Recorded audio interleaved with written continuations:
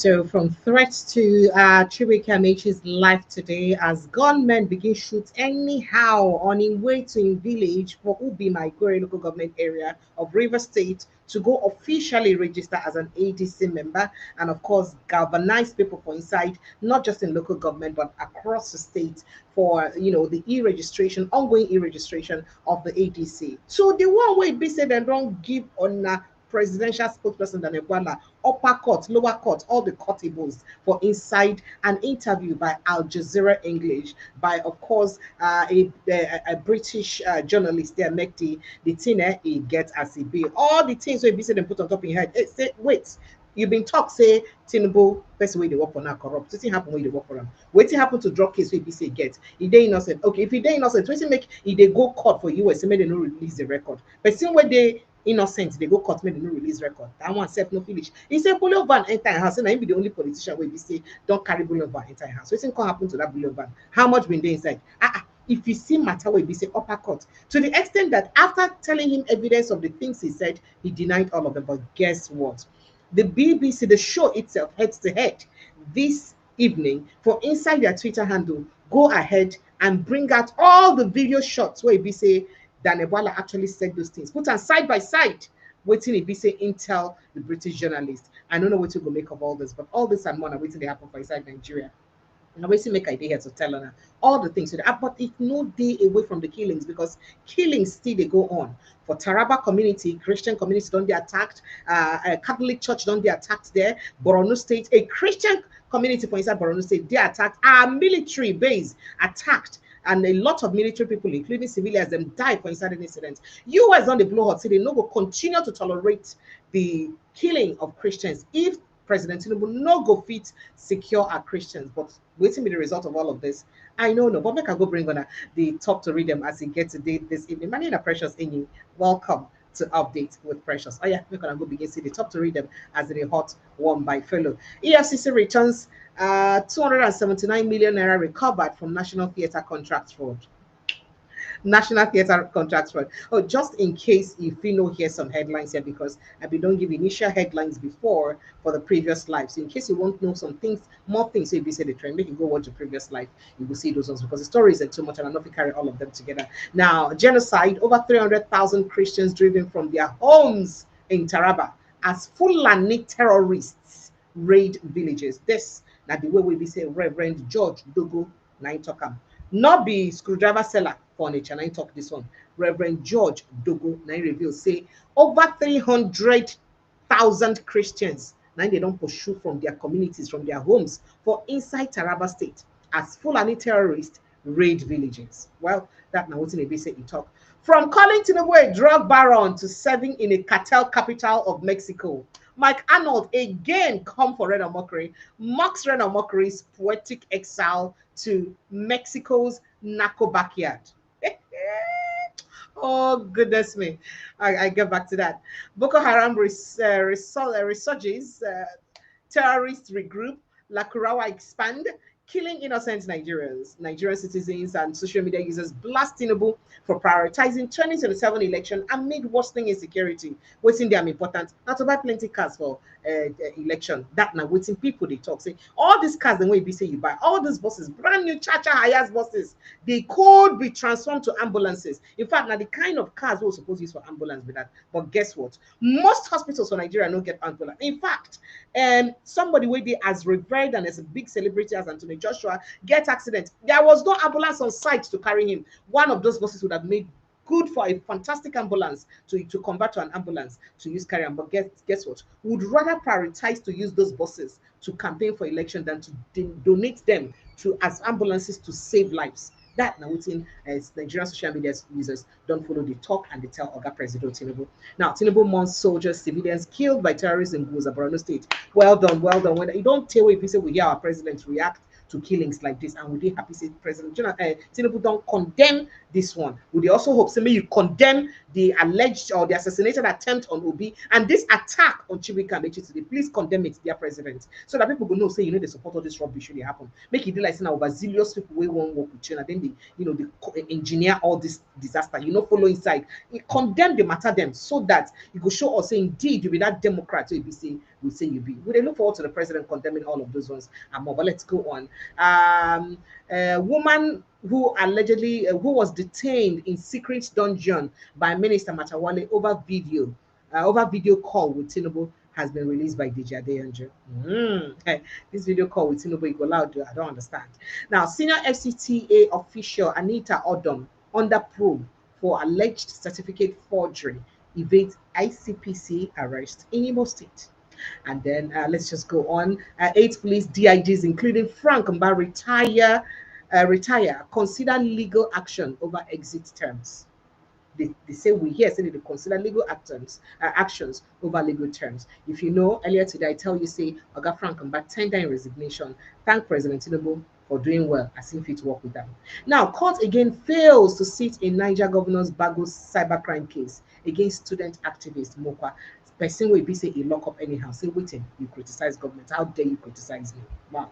Islamic movement rejects Israeli convoys allegations over sponsorship of terrorism in Nigeria. Earlier today, Arise Television been get an interview with the Prime Minister of Israel. As I say, Prime Minister with the Nigerian Israel's ambassador to Nigeria, as he be say the talk. So one of the reasons we make it be like say they know they support waiting Islamic countries they do, or Iran basically they do say Iraq they sponsor terrorism, including for Nigeria.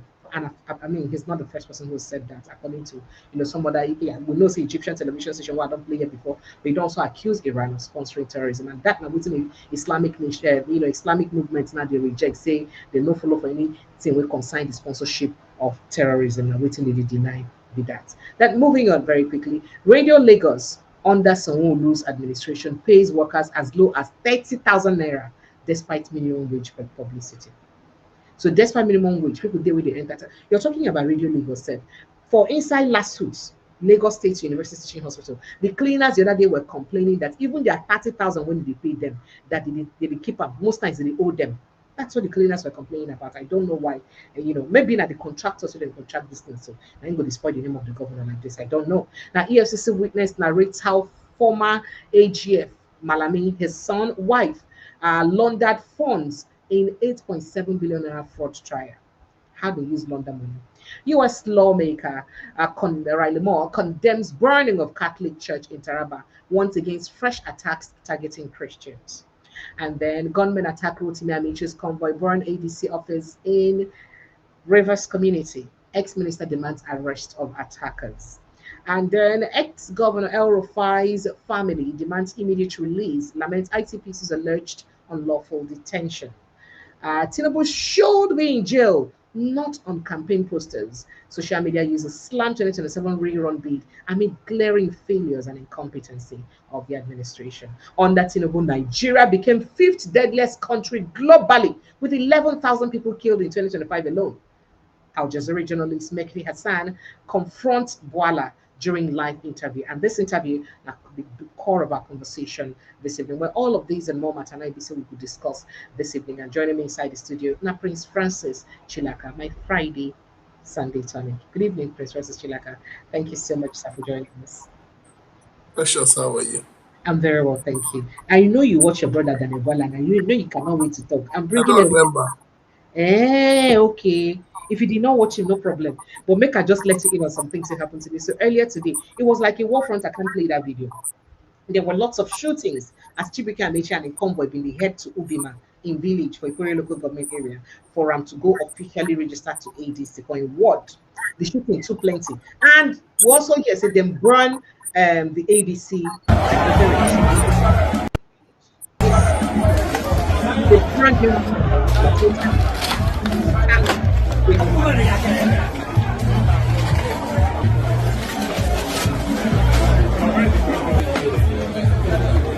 But then you know what happened? Now, instead of them to support to gather in front of the state secretariat, they now emerged, converged rather at in fact, for open space. Now they are now they can't do what they say they do. And Chibike said a lot of stuff. First of all, he has called for sanctions, made arrest of people will be say do this one.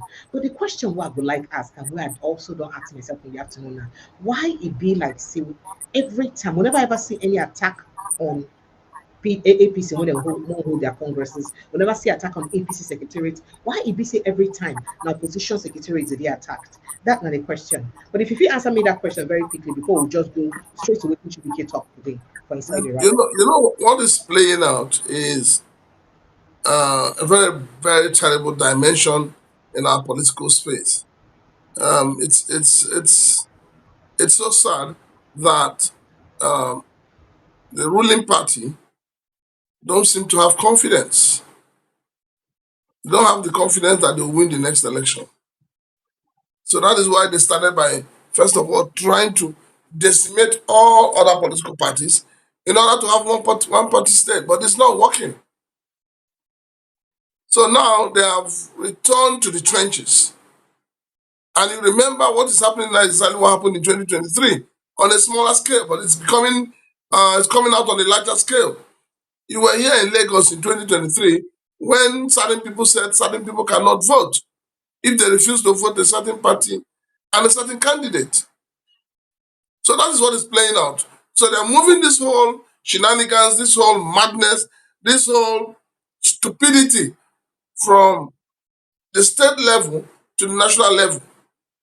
And I can tell you that this is not good for our democracy. And something needs to be done urgently. If the government in power cannot protect the lives and properties, first of all, of ordinary Nigerians, on the other hand now, they are not protecting the lives and properties of other political parties, then it means that 2027 is going to be chaos. Okay, so talking about 2027, make I quickly play you waiting Chibuike Amechi talk for inside that rally before we go on to Fraction. Try all the cards that we need to buy of 10,000 per local government area. And it's easy. Just check your words. Check your words. Check the fact that you go home and you begin to mobilize 200 persons per unit. If you mobilize 200 persons per unit, the election is over. You know that? Yes, sir. You know, everybody will ask me, okay, you are speaker, you are governor, you are minister. I didn't sleep at night. If you ask those who knew me before I became speaker, they will tell you, I moved from Ibuta to Omagwa to Zoha every time. We sleep 4 a.m. Time for you to do the same thing. We need a minimum, I didn't say maximum, a minimum of 10,000 persons per local government. If you multiply 10,000 persons by 23, what does it come to? 230 minimum as members. When time for election comes, we'll sit down and organize ourselves and decide how to mobilize the state. But for now, what I need to see, don't give me fake members. I need to win primaries. And primary is won by the number of persons you have in your state. If I can produce 230,000 and Atiku produces 500,000 in Anambra, has he not defeated us? If Obi produces 500,000 in Anambra, has he not defeated us? Remove this shame from us. Go and mobilize your local government, mobilize your ward, mobilize your unit, so that we can have enough number to make sure we win the primaries. It's easy. All of you here, you all have phones, right? You can. The reason why there are refugees all over is that they are not paying the refuse contractors. Exactly. Or if they are paying them, they are not supervising them. When I was a governor, you will see me on the street, right? Yes, believe that one. Because you can't take government money and go home to sleep. Is that I'm directed by our leaders that I should go on the tape and commission it. After that, you know there's a committee that's going around. Yes. As that committee is going around, they will go around the second time to confirm whether you could listen to them. I will do the last one before primary. Because I want to make sure that I have not less than 230,000. You don't win. You hear me? God bless all of you. Distraction. Try all the cards that we need to buy. The reason why there are refugees all over is that they are not paying the refuse. All right, so he talked about the primaries of ADC and why EBC, the people of River State supposed to register in their numbers to ADC so that you will fit one primaries for inside ADC. Make I let you react to that quickly so that we will move to other No, issues. there's nothing to react to. He's busy campaigning for himself and also campaigning for the party. It's a good one. The other things he said, I don't want to. Uh, the Americans will say, I play the Fifth Amendment. Okay, so so talking about this present administration, the committee would they set up to use investigate your brother Uche Naji, we be say they say he fake Why be saying that result. when people do bad things, you go call them my brother? No, just the talk, not vexing. When they transfer 100 million to a Egbetoko son account, why you don't call the person transfer am my brother? No, your brother You transfer see mine. am? Your brother. You see am? Okay, sir. So they don't find that say indeed say no graduates from UNN and say he forged results. But beyond that, there another person will be say another people don't be call out for forging results again. And that's now your number sixth man, your other brother too, for inside um for inside Abia State. So you say you go take over from your brother, Alex Otti. Watch as a group hold a press conference to talk about the way we be say certificates is like it's not adding up. Make you watch them. Was admitted into the Nigerian Law School under the name Benjamin Okeze Osisogu before effecting a change of name 3 times actually, as he has changed his name, solely declared in April 23rd, 2010 that he was not and will not engage in employment or participate in NYC during his course of study. From available records, he swore as follows: I, Mr. Benjamin Okeze Osisogu, of 76 Factory Road, Umuahia, Abia State, hereby declare on my honor that I am and will not be engaged in any employment or serve in the National Youth Service Corps during the period of my course at the Nigerian Law School. Gentlemen of the press, if he swore on oath twice, the germane question is, how did he come by the NYC discharge certificate number A001773067, allegedly issued on March 8, 2011, and at the same time of March 9, 2010 to March 8, 2011, when he was supposedly at the law school. Only one of two scenarios can apply. Either he did not participate fully in the NYC service year, or he never attended the Nigerian Law School to qualify him to be enrolled into the bar. It is this reason we demand for clarity and accountability from the Right Honorable Speaker, Honorable Kalu himself. The National Youth Service Corps, we also demand clarity from them, and the Nigerian Law School and the Council of Legal Education. All these people must come clean so that there will be no ambiguity as to the matter at hand. It is a tried matter that no individual is bigger or more important than the laws of our country. You agree with me, especially the Constitution of the Federal Republic of Nigeria. For too long have we allowed people with tainted records to occupy high and important offices. We will remind you of our recent history when ministers have been forced to resign, judges have been sanctioned and sent packing over their indiscretions and abuse of records. Professors have been dismissed from their posts for falsifying records and engaging in plagiarism. So it doesn't matter whether anybody is a number 6 citizen of the Federal Republic of Nigeria.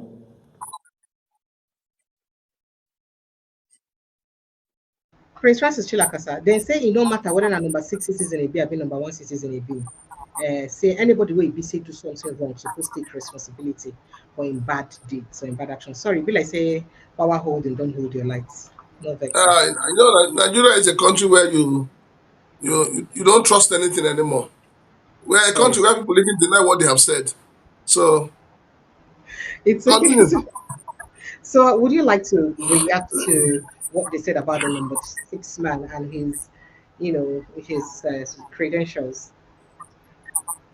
Well, I'm happy it's coming up now, and I'm happy they can sort it out before the elections.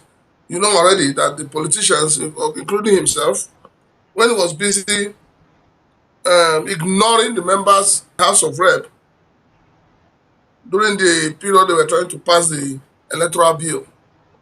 But there's something they put in that electoral bill that had just come to the Yes, open. now. You know that they have removed credentials so that you cannot Mm. sue anybody for Yes, you know forgery. the people based on falsification Yes, of it shows results. you. It shows you how bad and how decadent our system is becoming. It shows you that those who have put there, or those who have conscripted themselves as honorable members and distinguished senators, are not honorable and non-distinguished. They are all clowns. They have gathered themselves as clowns, and they want to foist. How can you move that law which says people's credentials should be brought to court? So, um, Honorable Kalu is deriving his powers from. I'm sure he didn't believe that this thing will come out now. He was hoping that after the election, this will come up and then they'll throw it out in the court. But I can assure you that because he doesn't talk like a qualified lawyer, he doesn't talk like a man with honor and proven integrity. He talks like a typical tout, like somebody who works at the seaport. But we're waiting to see the end of it. I know that NYSC is one organization that no matter how you try to infiltrate that system, they always have a way of, telling you that black is black and white is white. All right. So again, there's been numerous attacks in Nigeria, plenty attacks in recent times within 1 week. Borno State don't come attack more than once. A military base, Christian community for Borno State, even Taraba State don't come under attack severally. In fact, I tell you, say the Catholic bishop there talks say over 300,000 Christians now don't be displaced for inside Taraba State because of the attacks of armed, he call them armed Fulani militia people. I waiting he used call them.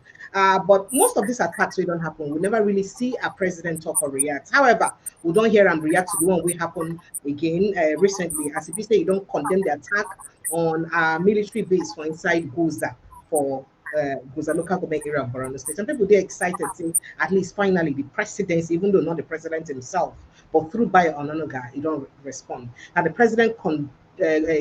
president's condolences followed an attack by Boko Haram insurgents on the community in the northeast state.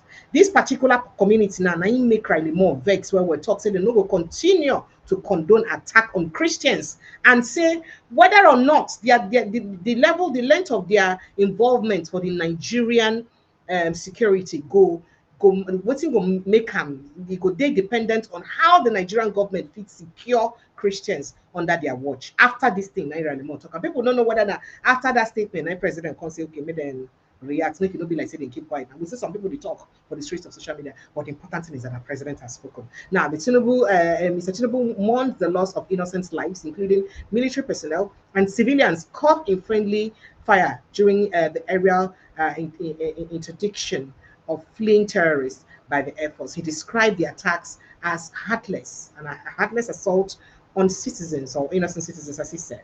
The attack by terrorists on helpless citizens is deeply saddening, the presidency said. He urged residents of Borno and other parts of the country not to succumb to fear. May they not succumb to fear, whether they die or not, may they just manage to succumb to fear. Now, a lot of us are excited that the president has responded to this. Let me take your reaction very quickly before we move on to other issues concerning this. Oh, okay. So unfortunately, network just the dribble you town for. Sincere apologies, sir. All right. So whilst he's trying to join us back very quickly, make a show now waiting ABC Boko Haram make mouth for us today, as they proudly said that they dared our presidency that they will celebrate their Salah in Bauchi State, and there's nothing we can do about it. So people said he said it. He spoke in Hausa language. Please take a listen. أعوذ بالله من الشيطان الرجيم بسم الله الرحمن الرحيم الحمد لله رب العالمين والصلاة والسلام على رسول الله السلام عليكم ورحمة الله تعالى وبركاته يوم شاشة دعوة الدرع شكرا بولاية الأمور 47 من جماعة السنة للدعوة والجهاد والتبليغ في جاكورة إمام أبو بيما حفظه الله ورعاه وديك جاكورة أنا أدوس المشينة mala ali kenan to yau gashi na alhamdulillah suna cika baki suna ce ba mu sani komai ba mu san kan goshi ba gashi yau Allah ya kawo mu cikin goshe insha Allah za mu canja mata suna mu zo mu yi Allah ya yarda sallar idi a goshe za mu ba baya za mu ba gaba gaba za mu yi insha Allah ta'ala ba za mu yi baya ba gaba gaba za mu yi Allah ya yarda wannan goshe ne kowa ya sai masallacin juma'a na goshe kowa ya gani abakar hayya ya yi idi da shi insha Allah mu ne za mu yi idi mun yayyanka su ga kai nasu na tabutar su mun yayyanka ga mata da yara mun zama da su bayi Allah ya fara mana mun zama da su bayi gashi nan mun kama su bir insha Allah ta'ala ba ma mai dubri ba har Abuja Allah sai aka al'ana ja al-qital wala tayin wala tazanu bi kawzami barami fadin ci barami kasance wajen neman su ba ko ina za mu je sai mun je mun nemi su insha Allah tabutar Najeriya wannan bayan da su wuce mun yi barazana da kan nan mun zo gashi nan ga kan tabutar Najeriya azbe daular musulunci kowa ya gani yau da goshe gashi muna cikin goshe insha Allah za mu yi sallar idi ya goshe ba za mu ci gaba insha Allah ya zama daular musulunci All right, so this now some of the things we say they happen for inside Nigeria. Nigerians don't get worried. Why did they say terrorists could they be emboldened and they make this kind of threats for inside our country? And we know if we do anything about it. Then I say we they helpless about the situation. Like there's basically nothing we can do about it. And these people don't it don't they like say the matter don't they get worse and even worse and worse in recent times. What can we do to ensure that this stops? We don't know what will go feed, but it happen. I told you the other day, say for inside Ondo State, protests just continue. People they protest Ondo State. Why did they protest? They protest say the killings don't do too much for inside Ondo State. Say every time that they kill them for inside Ondo State, different killings day by day for inside Ondo State. Say they don't tire, and despite that killings, or despite the protests, killings still continue. And the people of Ondo State also take to the streets again today, go protest. At this time around, they talk say they don't tire to die. Say they don't die, so they don't tire, and they no go fit die again. Make I show you that video. Go and see how they use protest. They said they have finished us in a year of percent. So maybe the government will come. Regular movements are disallowed. They don't allow regular movements to move. Nobody is moving in We are going to Akure. They refuse to say we should not go. All the market women, market men, everybody they are going out there. We don't know what is going on. How did the soldiers take it point? Soldiers take it point, not a méjì. How did the soldiers take it point? Nobody goes through. What happened? Too much show. The key person by here cannot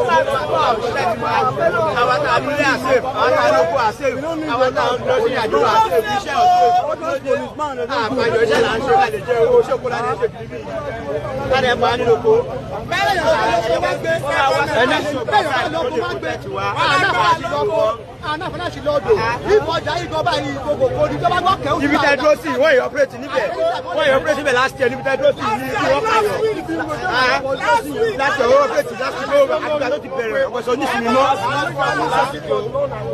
àná náà sẹ́ńtì òkú yọ̀ náà lọ gbé àná sẹ́ńtì òkú yọ̀ lọ gbé. Kí lèèyàn wá lè ṣe báyìí kí lè fẹ́ kó ṣe mọ́ wá. Ẹ̀kọ́ fún àwọn sójà wa a ní ìdáhùn sójà tó máa pẹ́ kí àwọn sójà tó gbà báyìí.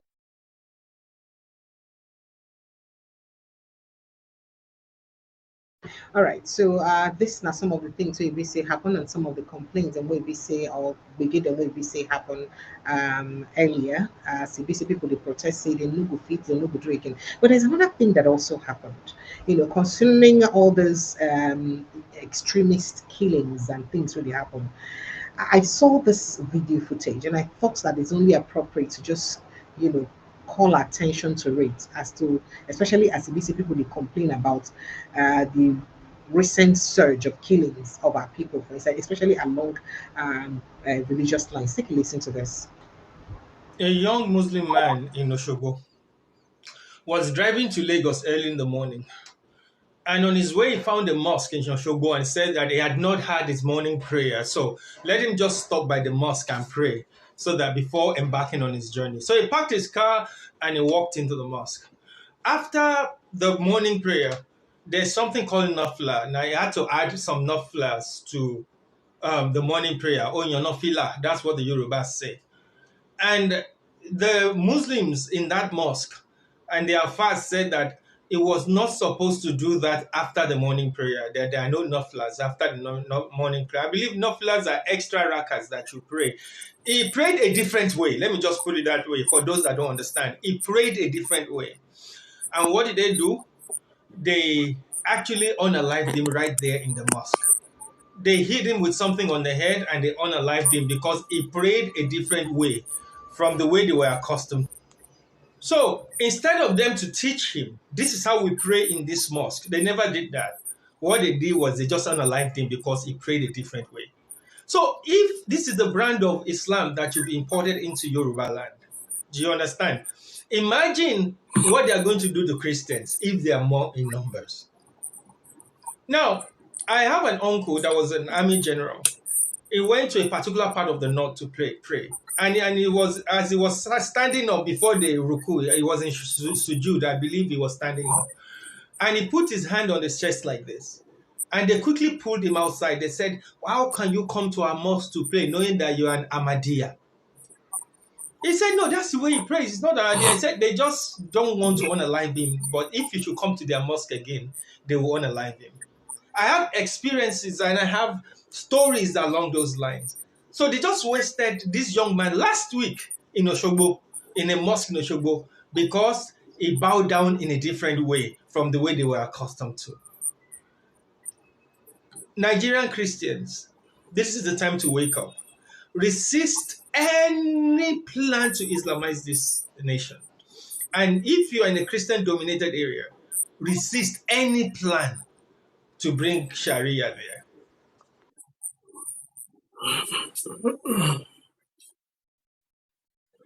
Francis Chilaka, you were going to react to some things, especially the killings in the country before um, we lost contact with you.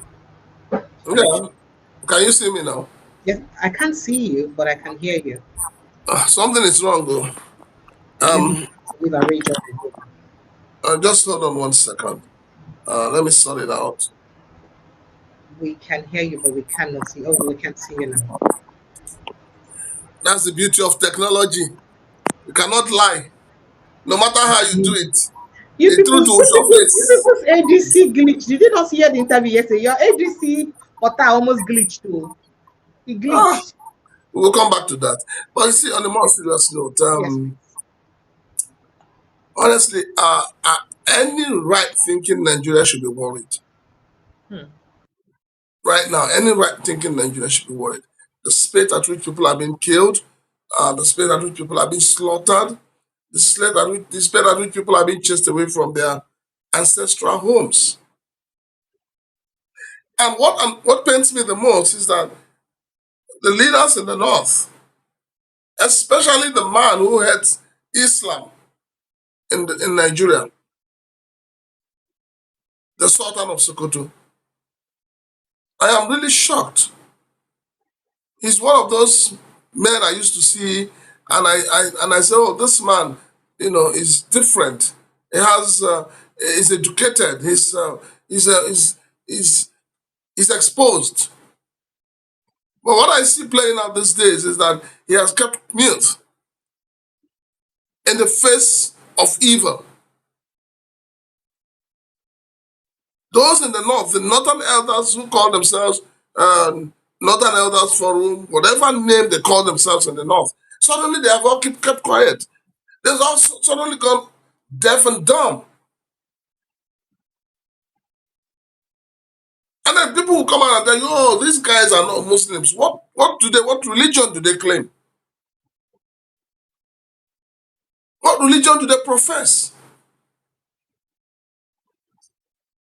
So I don't understand why we have educated people, elitist people in the north, those who have been former governors, who have been former PAMSECs, who have worked in banks, who have worked in oil companies, are keeping quiet in the face of the evil going on in the north, the evil that is being transported from the north to other parts of the country. And they're all keeping quiet. They're all behaving like it doesn't bother them. They don't care. So in other words, every day we wake up from sleep, we're asking ourselves, how many has been killed? How many people died in Sokoto yesterday? How many people died in Kaduna last night? How many people died in Taraba? I mean, what kind of country is it? And yet we claim we have leaders. When Bwala and Tinubu was coming to take power, he didn't promise us death. He didn't promise us anarchy. The vow he took was the vow to protect our lives and properties. But today, that is not what we're getting. It is not what we're getting. So, what manner of leaders are these? Everybody in government, from councillors to local government chairmen to state governors, all they are thinking about is how to come back in 2027. That is the only thing they all have at the back of their mind. Nobody's asking the question. These people that are being killed, are they not the same ones that will vote these people in? See, the impression this administration and the Buhari, starting from Buhari administration to this administration, the impression they are giving the Nigerian people is that you people, you guys, your votes don't count. Go to hell.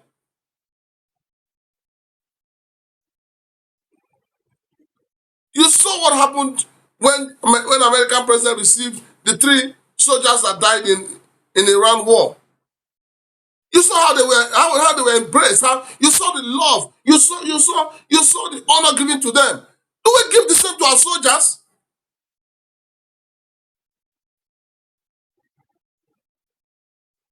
And then you're asking young youths to come and enroll in the military when they're seeing what is happening to the ones that are already there, that are dying.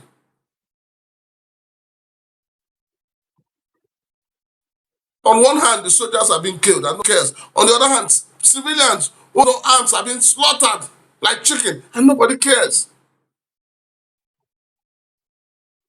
The only thing this government is interested about is, oh, how do we tax these people? Like if they are earning 5,000, make sure the tax takes 3,000 naira from them. How do we put everybody on band A when there is no light? The little band you're putting them, clear out their money. That is what we're getting from this government. Impunity of recklessness. Nothing else. Nobody cares about the lives of the people. Nobody cares about the health of the people. Nobody even cares if the children of these people are educated. So, Prince Francis, while you were away, I played a video of Boko Haram members threatening and daring our country that they will set. In fact, first of all, they said they claimed the community in Bauchi State, and that they will stay there and celebrate Easter and nothing will happen. See, I've seen that video. I've seen that video, and I'll tell you. You see, when things like this happen, you don't look too far, because they say the apple does not fall far from the tree. These guys are talking with so much boldness, and then you ask, why are they being so bold, or why wouldn't they be bold when your national security advisor is telling you that you're brothers? When Gumi is telling you that they're your brothers, you must learn how to live with them. When everybody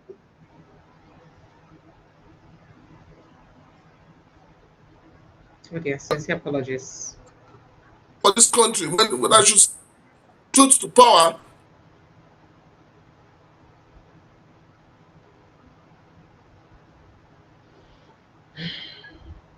I'm so sorry. I'm so sorry about the network. I don't know. when we know that they are not. So how do we move on? How do we move on? How do they want us to move on? They talked about genocide here. The government has been busy spending hard-earned Nigerians' money, trying to convince everybody in the world that there's no genocide. Even when you try to convince people, why their lives? Why not give them the courage they need? All right. So speaking about genocide, sir, today an interview with Daniel Bwala gets with British Jazeera English journalist surfaced today, and it was, I don't know what to call it. It was disastrous. The way would be say the journalists give statistics, to use counterweighting than Bwala they talk. And this one don't go viral, and a lot of Nigerians don't be worried about the number, especially as they talk genocide now, because he maintained that there is no Christian genocide. Rather, we're facing existential issue of, you know, waiting they call them bandits, terrorists, where they disturb us, not be say the genocide against Christians alone. So this one of course leads, cause a lot of worry. So tense moments can be unfolded during the live interview as the Jazeera journalist Mehdi Hassan challenged Bwala Tinubu spokesperson over the Nigeria's worsening security situation under President Bwala Tinubu. Now speaking during the program, Hassan questioned Nigerian government claims of improved security, citing reports that ranks Nigeria among the world's deadliest countries. Number five, now this will be. Now, during the exchange, Hassan said that Nigeria had become the fifth deadliest country globally. In fact, say 11,000 people, 11,000 people now died just last year. But Oga Bwala Tinubu, when he asked the source of the report, they tell him the source is like, not true. It was a lot of back and forth and banter, and the team don't raise a lot of controversy. But guess what happened? Did you know that these particular people today, this evening, decided to go to their social media and get a lot of videos of where Daniel Bwala make all those claims so they will come before and Wayne denied, and then put them side by side by their own video. Will be said in the interview. Just watch what they did. This is actually Tinubu never created a militia. Tinubu is one of the foremost politicians in Nigerian history. Tinubu never created a militia. Tinubu is one of the foremost politicians in Nigerian history. Tinubu and his people created a militia. Who said those words, Daniel? Tinubu has helped in strengthening democracy in Tinubu Nigeria. and his people created a militia, Daniel. Who said those words? Tinubu brought in leadership I'll ask a third skills time. into governance. Tinubu and his people created a militia. Who said those words? Tinubu and his people never created the militias. That's so why did you say they did on January 22nd, 2023? I never said that. The candidate of All Progressives Congress, Bwala Tinubu, and his people created a militia. This is the first time in the history of Nigeria we're seeing a political party creating a militant arm leading to election. Does he have a militia that tried to kill you? He doesn't have. I never said he tried to kill me. I myself have received threats from him and his camp. Your words. I never said that. There is also this threat to life, and I can tell you that because I myself have received threats from Asiwaju and his camp. You said it was so corrupt, the 2023 election, Tinubu's win. You said that you couldn't eat food for 3 days. I never said that. Where? And legitimate complaints were raised all over Nigeria.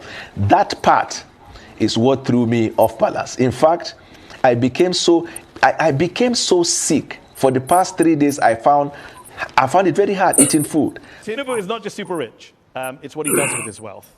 In 2019, 2 armored money trucks, bullion vans, were seen going into his house, coming out of his house. Where did that money go?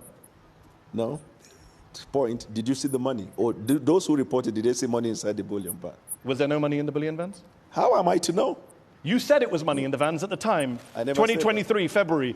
But there is only one person in Nigeria who is alleged to have moved money through bullion vans, and that person is on their ballot as the presidential candidate. On the eve of the presidential elections, 2 cash-laden bullion vans, your words, were seen on the premises, which was ostensibly for vote buying. Your words, January 22nd, 2023.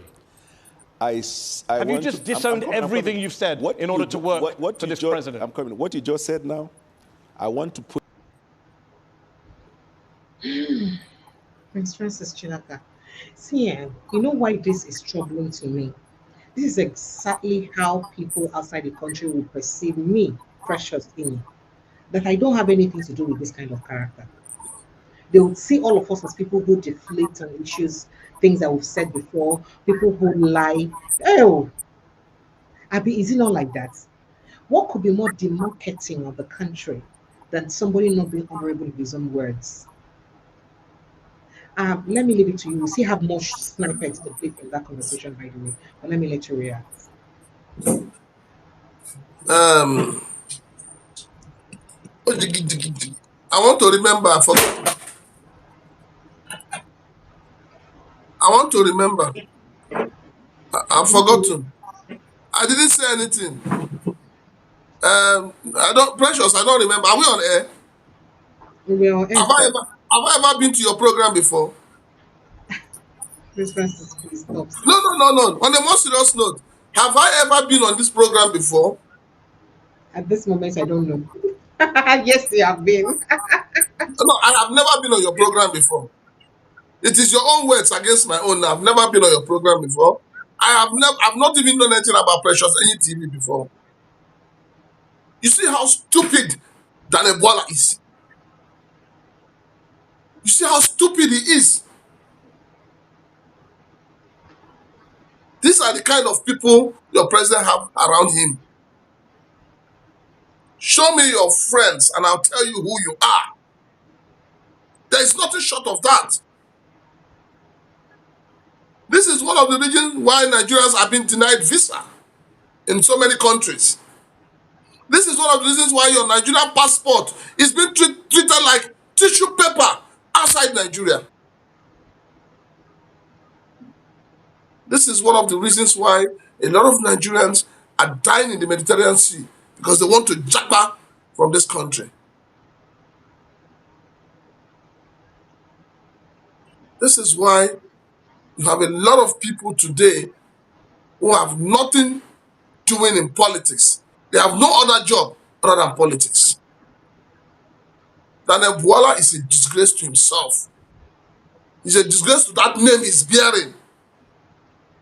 I was brought up to know that my family name means a lot. Don't stain that family name. And I think that's the most sensible thing anybody should be able to do. To the whole world, you are lying through your teeth. You are denying even yourself. You would have just told out that it's not Daniel Bwala. That's the truth. They're telling you what you said. This one, they're not even saying you wrote it. They say you said it. There's a video recording. You see, Nigeria is a country where, after all, this is a country where somebody will grant a press interview and still claim that he or she was misquoted. Somebody will come on air and say, Francis is a lady. And then when they ask you, but the Francis you're talking about being a lady is a man, they say, no, they misquoted me. Who misquoted you? What is wrong with you? What is wrong with our political class? What is wrong with our elites? And then tomorrow, some people will say that Bwala is their mentor. Oh, God save us. I watched that thing and I was full of shame on his behalf. Honestly, it was nothing but shame. I've always said it and I'll keep saying it, that those who are demarketing this country are the politicians. They are leaders. Infrastructure politics. Stomach politics. Hunger politics. Money politics. Anywhere belle face politics. What it means is that if a toddler has the kind of money Bwala Tinubu has and is spreading it the way he's spreading it, Daniel Bwala will join that group. Because now it is obvious to Nigerians that Daniel Bwala has no credibility one bit. He has no integrity. He has no honor. There is no difference between Daniel Bwala and Reno Mokri. No difference. No, sir, please, sir. That's our honorable ambassador at this. Ambassador my ass. Which ambassador? Ambassador to Mexico, sir. Mexico. He has gone to, you've forgotten that Reno Mokri told us that our president is a drug lord. Now they have sent him to Mexico, the land of the drug lords. See it? Nakama don't catch him there. Nakama. This whole thing is so annoying, it's so insulting. It is something that is affecting Nigerians who are working hard for their daily living. Like you said, nobody outside Nigeria today will take it serious. Nigerian politicians are good at certificate forgery. They are masters of telling lies. They are geniuses when it comes to denying what they have said. They are godfathers of corruption. So how do you want anybody to take you serious? When you bring out your green passport, how do you want people to take you serious? How do you want people to respect you? Nigeria was once a country, we used to call giant of Africa. Where is the giant today? Giant filled with liars, giant filled with thieves, giant filled with, murderers and killers, giant filled with people without character. That is how the world knows Nigeria today. And Bwala has gone out there to showcase that, yes, there is no integrity in Nigeria. If Nigeria was a country that was working, that had rule of law, that the president was duly elected, he would have sacked Bwala this night. He would have sacked him. But no, Mr. President will not do that. He's welcoming all people with bad characters are in the government. That is it. For me, it's not even about what is the fact that you are denying what you said in public, not in secret. The things you said in public, they're telling you, they're playing it to you, they're telling you, you said, no, you didn't say it. It is Francis Chilaka that said it. What a shame of a human being. And then tomorrow he will stand and say he's going to one university to give lecture or to receive an award. And then very soon you will see some clueless and hopeless and stupid organizations in Nigeria will not give him award. He will go and organize an award, they will give him an award. And then he will be parading as a man who works for Mr. President. Precious, I beg, these people, they suppose, I don't even know why God they spare some people. Some people, they say, as they talk like God, because they tell and say, my boy, your lie not too much, come home. The reason I raise this conversation is because of the depth of the character flaw for Nigeria and how other countries go to see us. Well, I've not opened phone line yet, but I already have a call. Hello, good evening and welcome. Hi, Laura. Welcome. Hello, Precious. Laura, I am embarrassed. On behalf of all Nigerians, please help us tell your UK people that we're not like that. We have character in Nigeria. Please. I told you the last time I told you that if you want to say, how do you want to say better your photo? You see how you pose in photo. When they print it out, that is how you will look. Remember those days they used to print photo, black and white color, they'll print it with chemical in a dark room. You want to have a saying that the way you pose in a photo, when they print it out, that is how you will look like. If you take the different character of the majority of Nigerians and you print it out, it will look like our political class.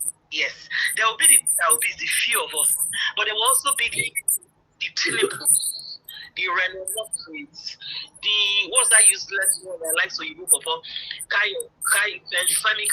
one is a chronic lunatic, crazy set of people. You know, I'm calling today, I don't want to talk about Bwala.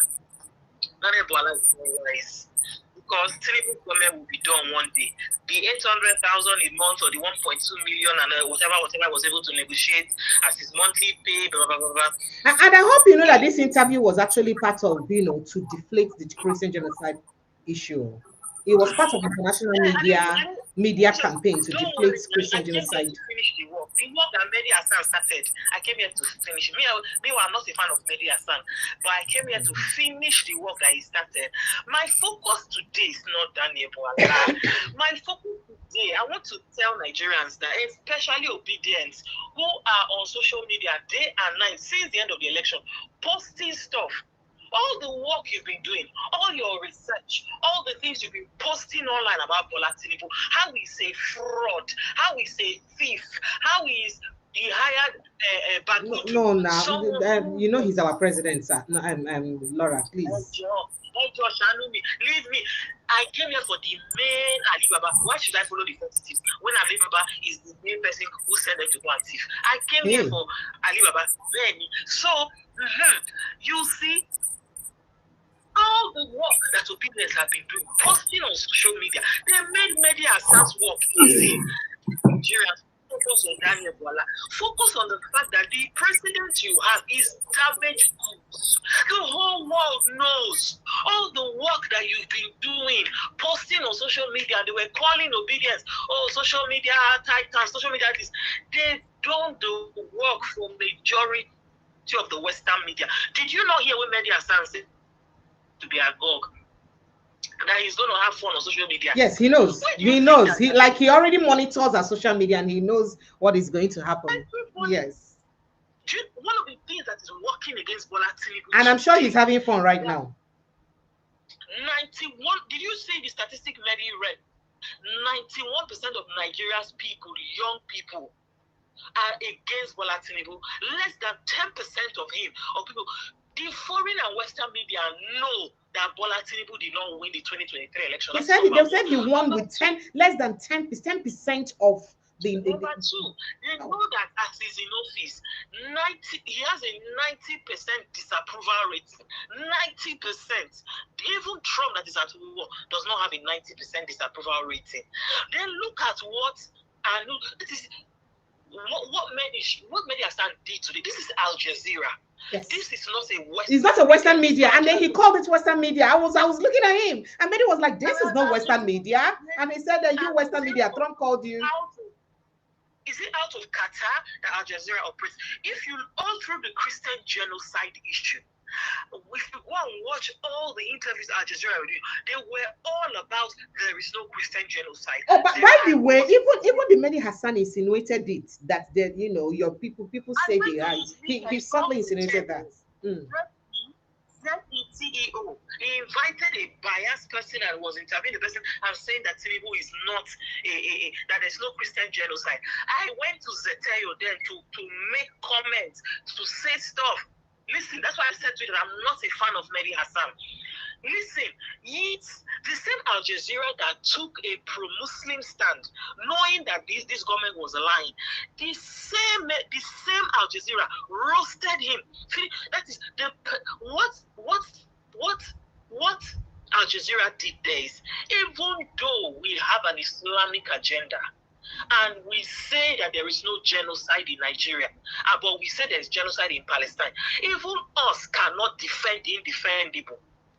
All the work that was done, so all the work that David Hunde has done, fighting, dragging Tinubu, all his papers that he sent people to go and block in the courts in America to say, if you release this, it will be injurious to me. Yes. All the things, Bagudu, how he was Abacha's Atiku's bagman, no, Abacha's bagman. How Nigerians have said that Tinubu is a crook to the core because everybody in your government, 90% of the people in your government are criminals to the core.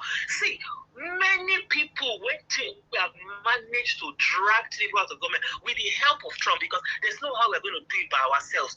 When we have dragged Tinubu out of government by the help of Trump, not helping us using Trump, right? Everybody who served this man's government, anywhere you go, you start trying to defend your say, but you served under a criminal government. But it's like saying, but you served under Ali Khamenei. It's like saying you served under the late Alatoya or whatever. Ayatollah. There is nowhere in the world you will go, even to Islamic nations, even in the Middle East, where you say, I'm looking for work, and they look at yourself and say, but you served under the Ayatollah. You served under Ayatollah Khamenei, therefore you cannot be a credible person. That is what Tinubu will be. Murderous people in government. Tinubu is not a narcissist. They go say, may bring your evidence to this one where they talk for this platform. Which evidence? Tinubu stinks of corruption. Everywhere Tinubu passes, the foul stench of corruption is left behind decades after. And you know what he's done? the way the kind of person he is, everybody who has accused him of corruption one way or the other, he will make sure that your hand is stained, so that when he's going down, you must go down with him. Look at Bwala. Look at Mr. Omokri, the Higot. Look at Femi Fani-Kayode. Look at former EFCC chairman who had that interview with the BBC. Bwala Tinubu has no redemptive quality. Look at you. Mary Hassan did not say one good thing today. Tell me one good thing he said about. Oh, he even forgot. He even forgot the relationship between President Tinubu and the what do they call this Lebanese brothers? The ones who will give contracts. I'm sure because that's also tied to Abacha's looting too. I was expecting him to have brought that up when he brought out Bagudu's case. There are too many things. How you can't finish if you start to talk of Tinubu's rottenness. You can't finish. Look at the issue he brought about on Deloitte. Oh, he worked for Deloitte. They said Deloitte. He now said Deloitte cleared that they never said that he did. They never said that he never worked with them. Because he has now come into office, so they will do it. When he was contesting, they said what they said without premeditation.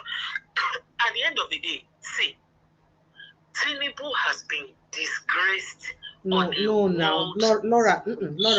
you're still a Nigerian. Please, let's protect the image of our country because this interview has damaged us enough.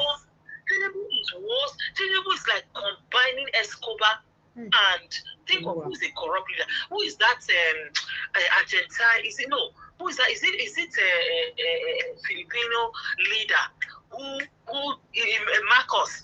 Who is it Philippine? Where the wife's name was Imela Marcos, who had 700 pairs of shoes. Tinubu is rotting. His wife, him and the wife together, there is no redemptive quality. I told you that I don't bother myself commenting with Nigerian news media because those ones have been captured. Anywhere the Tinubu is going, when the wife went to CBN to do interview, I went on that. They come and see everybody insulting her. Americans dragging her. I was there at the Nigerians. Hey, now you see, I said those people that stood on that rail to vote and you stole their vote. Those young people did not forget, and they have done more damage to Tinubu because there is no opinion poll you take anywhere. As long as you are taking that opinion poll online, as long as you're taking that opinion poll online, 90% of those people you're taking opinion poll online are obedient. Any poll you check about Tinubu, as long as you are doing it online, he's finished, he's damaged. But that's not fair now because Laura, at the end of the day, is our country we're talking about. I mean, after elections, we should focus on building a country. We're destroying our country now in front of the world. This is not fair. Our country from a corrupt, rotten, aristocratic kleptomaniac who came into power by stealing, robbing, and since he came into office, all the man has done, and Aisha said it during this program with Mehdi Hassan. Thankfully, the two people that were brought there, the three people who were interviewed as the three main speakers, are all Yorubas. Thank God. The three of them, two stood for what they believed was the truth. Now only the APC guy now talking own truth too. Thank God that all three of them were Yorubas. And then thank God that the Aisha lady was a Muslim. So you can imagine if one of those tribes was not a Yoruba person today. So well selected, those people, they finished. That is, if one of those people was another tribe, just not even Igbo, if it was another tribe, all APC would have been saying tonight is, oh, this third person from this tribe, but he's so fit. And not only did they destroy Tinubu, Anu from the Financial Times destroyed the Nigerian political elite. He said Tinubu is tapping into the fact that the average Nigerian politician exists for his stomach only, aka ideology. Say we are void of ideology, nothing resemble ideology for where we be. And as a result, Tinubu knowing their weakness, but all of them, I keep telling Nigerians that Tinubu is a reflection of us. The fact that Laura, that one I not agree for you. Tinubu is not a reflection of us; it's a reflection of corrupt politicians. If you want to say that way, Tinubu contested the primaries.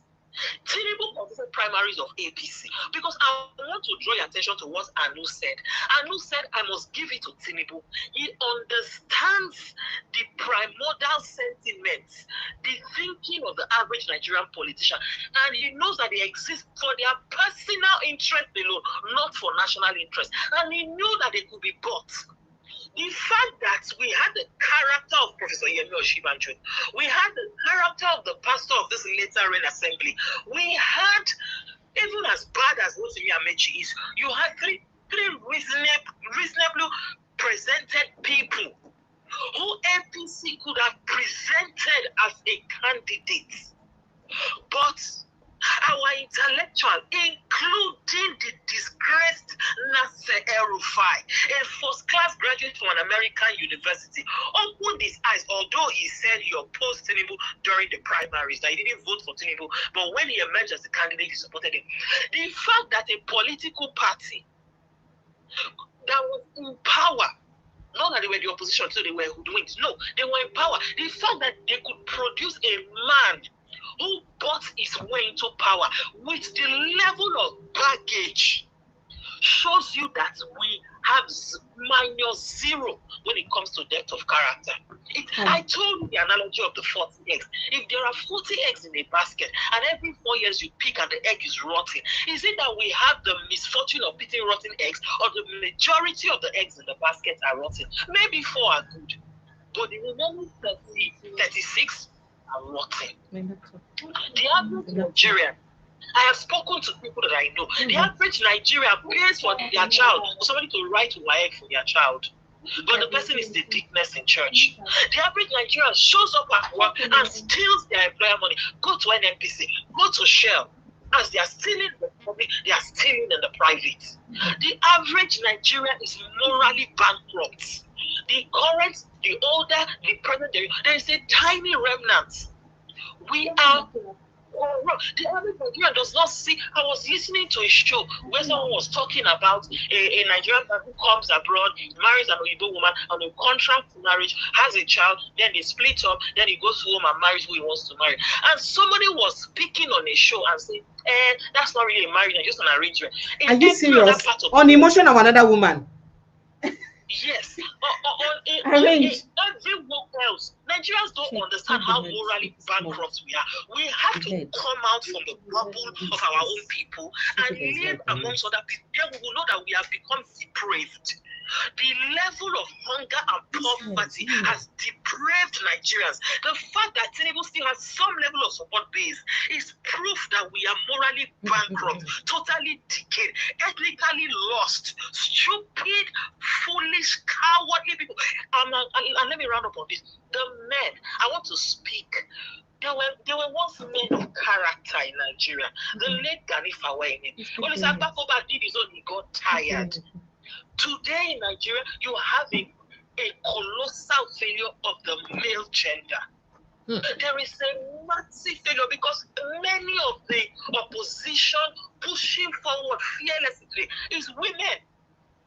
Women have been leading the push against the corruption in Nigeria in these recent times. The men have, the average Nigerian man today is vacuous. I feel I was discussing this exact thing with my younger sister the other day. We feel that most of the embarrassments we faced locally and internationally are usually our mentors.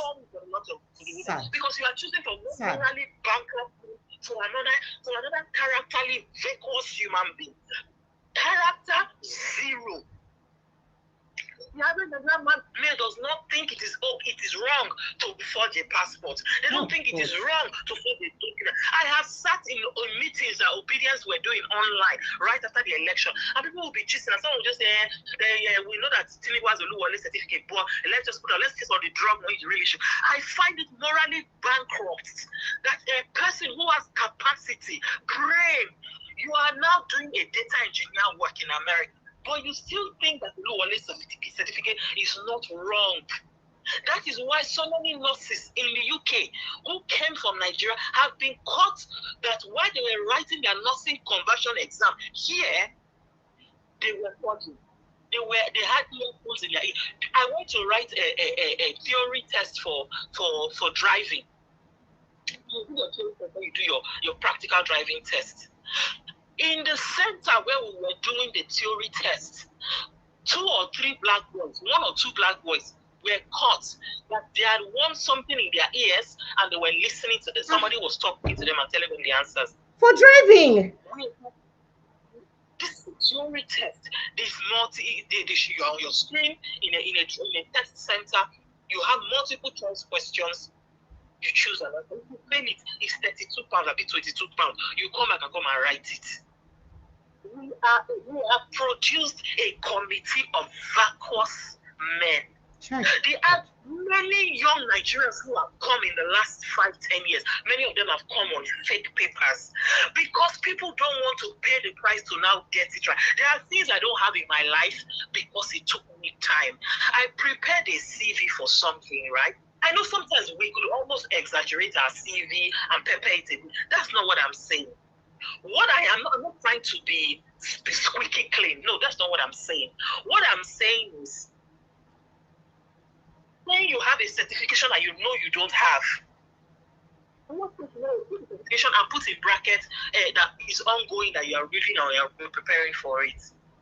Morally, see, I was talking to someone as a relative. She's struggling in university, and I asked her, "Tell me the truth. Did your mom arrange for your wife? Now, how are you going to study law in university?" She's struggling to study law in university.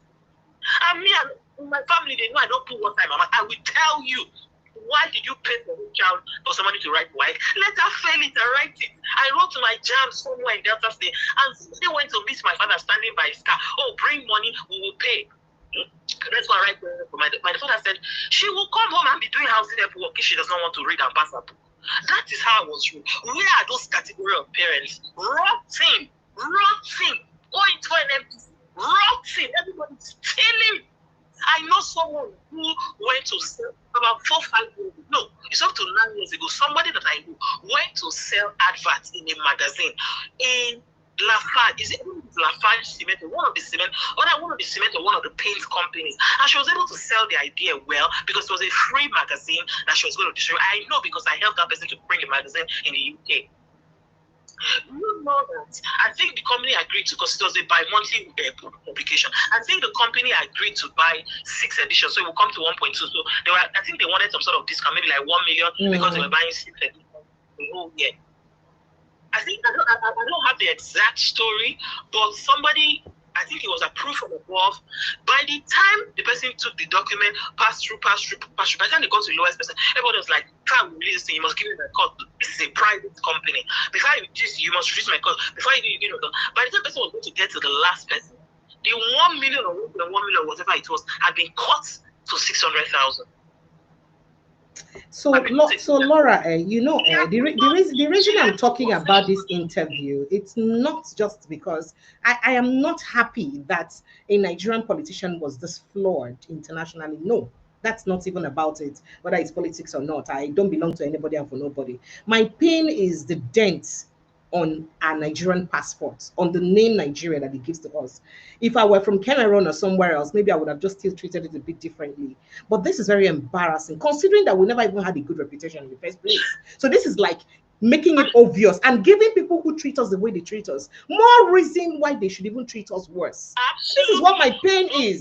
So I don't know if you listened to my show, whether on Tuesday or Wednesday, that I was practically ranting about our character deficit in Nigeria and how poorly the kind of character that we have. And it's as if Bwala just saw that interview and said, "Okay, make her do worse." It's painful to me because I cannot be judged by Bwala standard.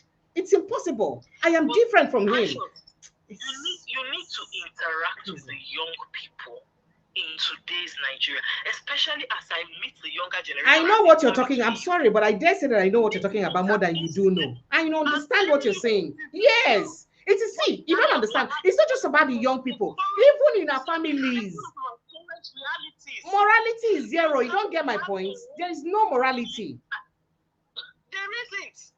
See, what Obasanjo did, followed by Jonathan, followed by those 24 years, you have a generation who have done almost 24, 26 years of nothing but corruption. At least in the military, we had some level of discipline in governance. Yes, they were stealing, but there was some level of discipline in governance. But there is a generation who have grown up and all they've seen is 24 years of PDP share the money, APC share the money. So these people are bankrupt. They have no moral point of reference. If you say, do you know that there was a day last year, Chude Gideon on his, he put a poll on YouTube, and he was saying between Very Dark Man and Femi Falana, who is a bigger activist. Do you know that the younger generation were there writing? It's Very Dark Man. That's what they call. That Very Dark Man. I went on the conversation. I insulted the life of. I said, they're going to insult you, and then they go to social media because my old self is too old to receive young insults. Democracy you have today is because of the likes of Femi Falana.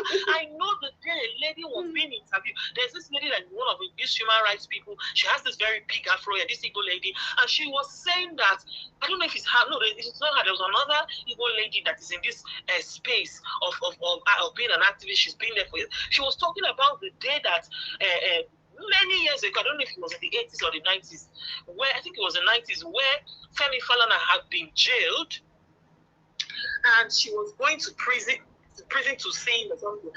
And Femi Falana's wife gave her food because he trust her and said, please take this food to my husband in the prison. My children are still young. I can't leave only them at home. And I said, look at this. Look at this. Hey, there's a movie in those days they call Inglorious Bastards. Doflon Gray. A lot of the youths, I'm sorry to say, are inglorious. BARTSTAD. I feel so sorry. Lost. Because they have no moral point of reference. Lost. Laura, do you know what it means for our National Assembly? Sorry for barging in on you. Do you know what it means for our National Assembly to subtly legitimize forgery by removing the reason, one of the reasons why you should contest an election result? I mean, removing falsification of documents, perjury, as one of the reasons or the ground to contest or a result, an election result. Do you know what that means? Do you know what that means to our image? Do you know what it means? It just means that we're telling the world that we don't care what you do, what your background is. We don't care. In fact, we are anyhow people. Do you know what that means? And that is, this Madi guy don't even remember that part. He don't hear that part, because if he bring that part, going to give Bwala, the whole world could just insult us. That's why a Nigerian result is not accepted. Even when you produce in my days when I went to 2006, when I came to do my master's, your reference, what is it called? Your transcript was respected. I don't even think anybody regards our transcript anymore. Our nursing, if you come here to do nothing anymore, now I don't think they even read. Before, because you can buy your way to get anything. Because you can buy it. It's a morally vacuous. See, I when I hear things, when I see some of the young people in their 20s, their early 30s, I am they are lost. A lot of the people coming out from Nigeria. Laura, my battery is drained. I'm not sure I'll be able to take calls to the phone again. Precious. Yes, please. Precious. Let me have your wrap up. The country, I'm not even going to make reference to Daniel Bwala. Daniel Bwala has children's school fees to pay, so he put his soul on the table. Are you kidding me? So there's no reference to Bwala to him here. See, what you just said about the National Assembly, why are you surprised that it took that enough? When Tinubu is not just a criminal. I'm looking for someone. Anini of those days is better than Tinubu. Because when Tinubu is not morally just, it's not just morally.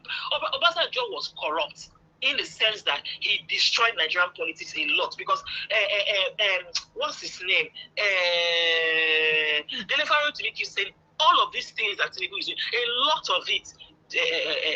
Obasanjo did it. What Obasanjo did not do, though, is to destroy the opposition, is to destroy the fundamentals. No, Obasanjo, Yadua, they all strengthen the fundamentals of our democracy. But when you have a man in the proportion of an Adolf Hitler, when you have a man in the proportion of a Mussolini, what do?